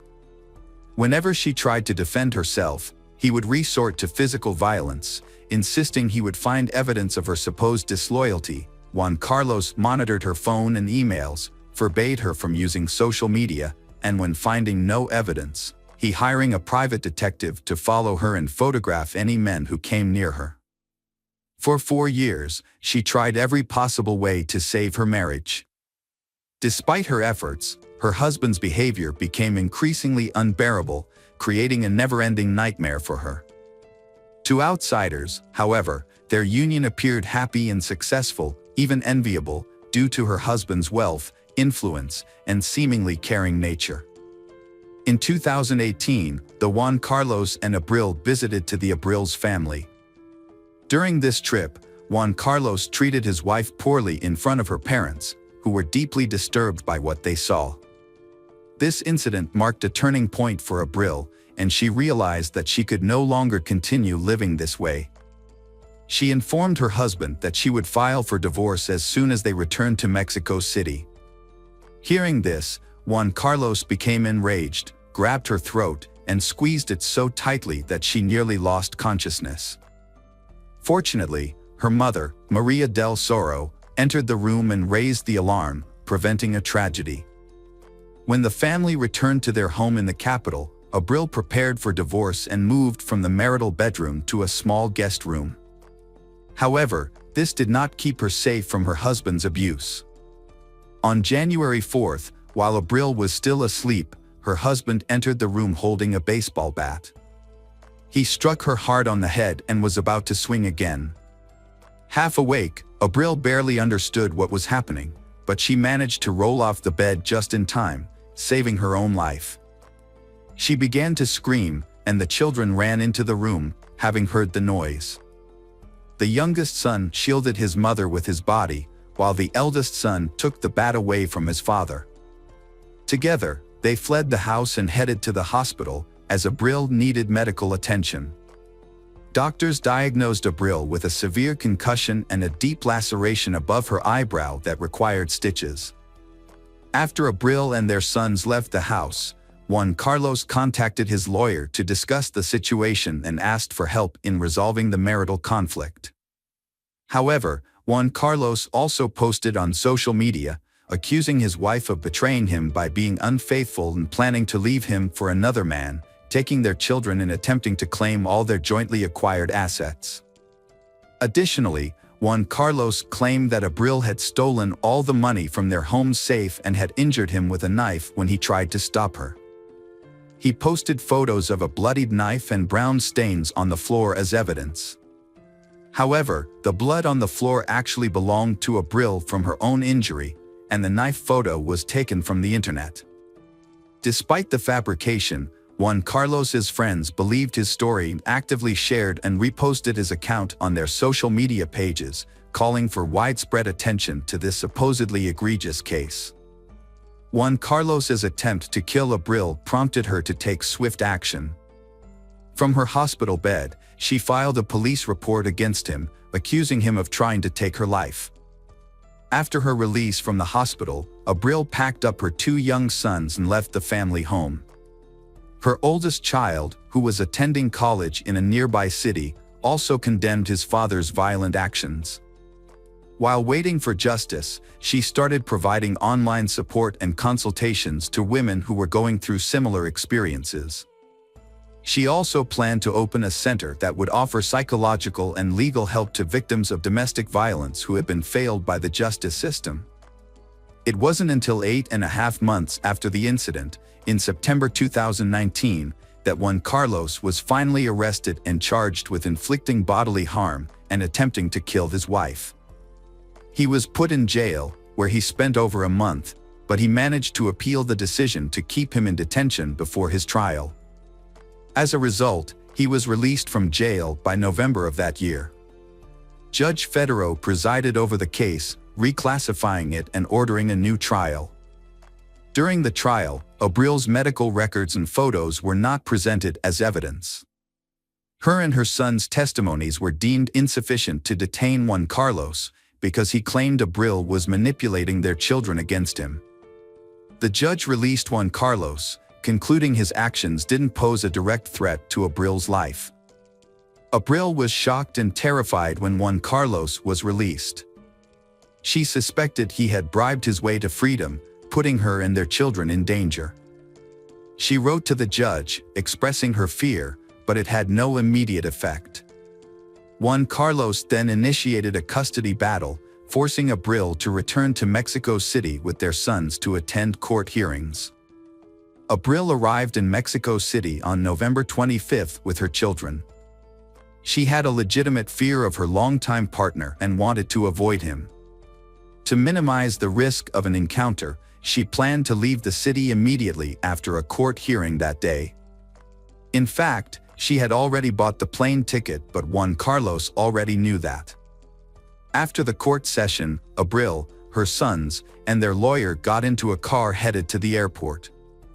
However, they never made it to their destination. At a traffic light, a motorcyclist suddenly pulled up next to their car, drew a handgun, and fired 2 shots at Abril, who was sitting in the front passenger seat. The attacker then quickly fled the scene.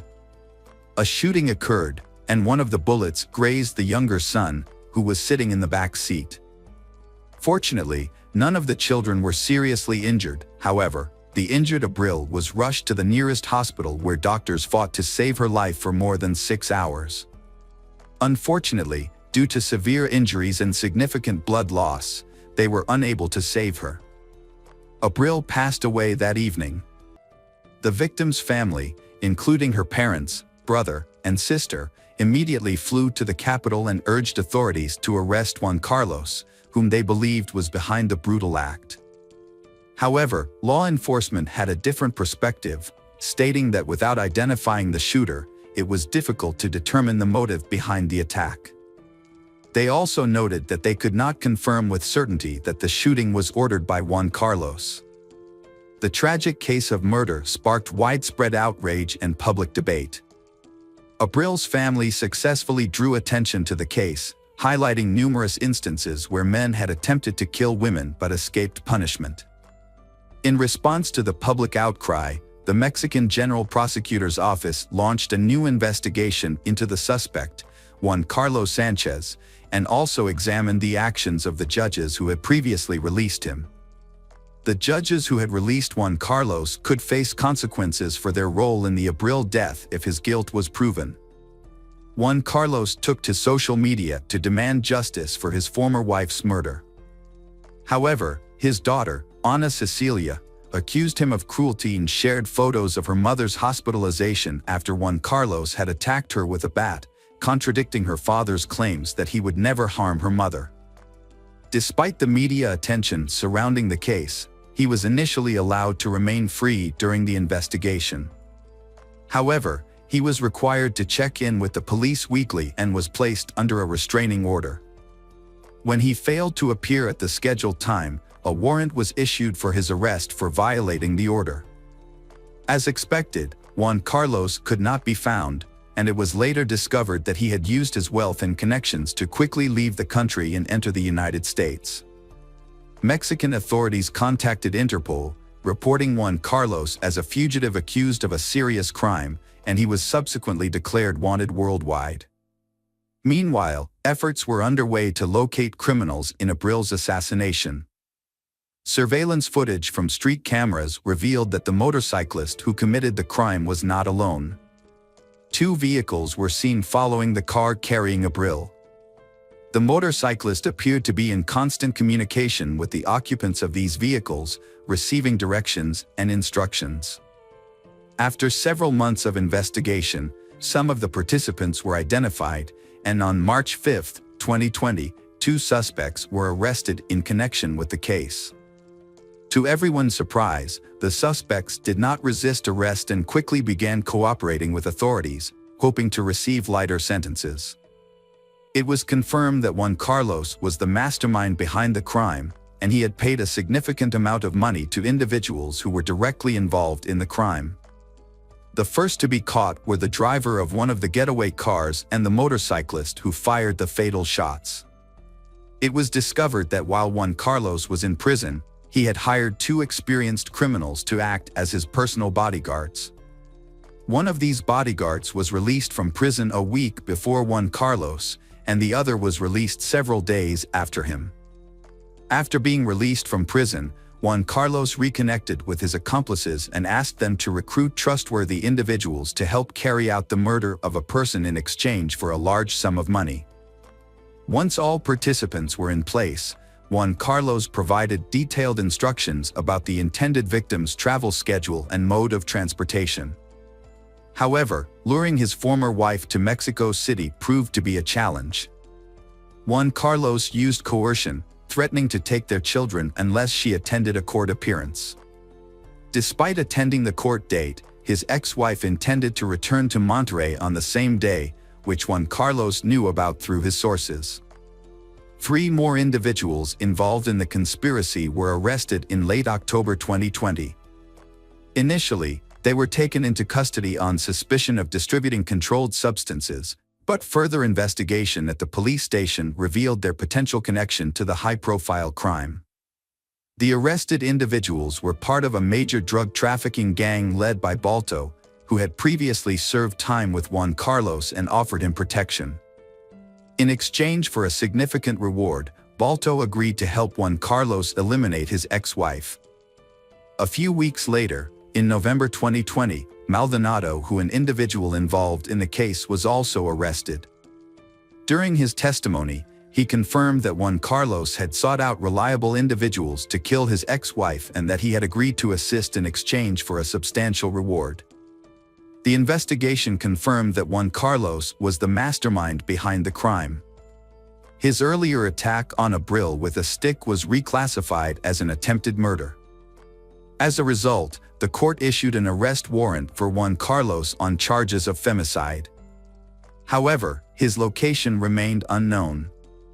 By spring 2021, the remaining suspects involved in the murder of Abril were apprehended. One of them was already serving time for a separate crime. The searches also led to the discovery of the gun used to kill Abril. In total, 9 individuals linked to the same criminal organization were detained, with 7 of them directly involved in the pursuit and shooting of Abril.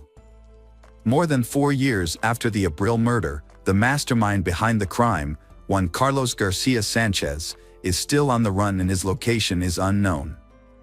Meanwhile, the man who fired the fatal shot has been convicted and sentenced to 52 years in prison.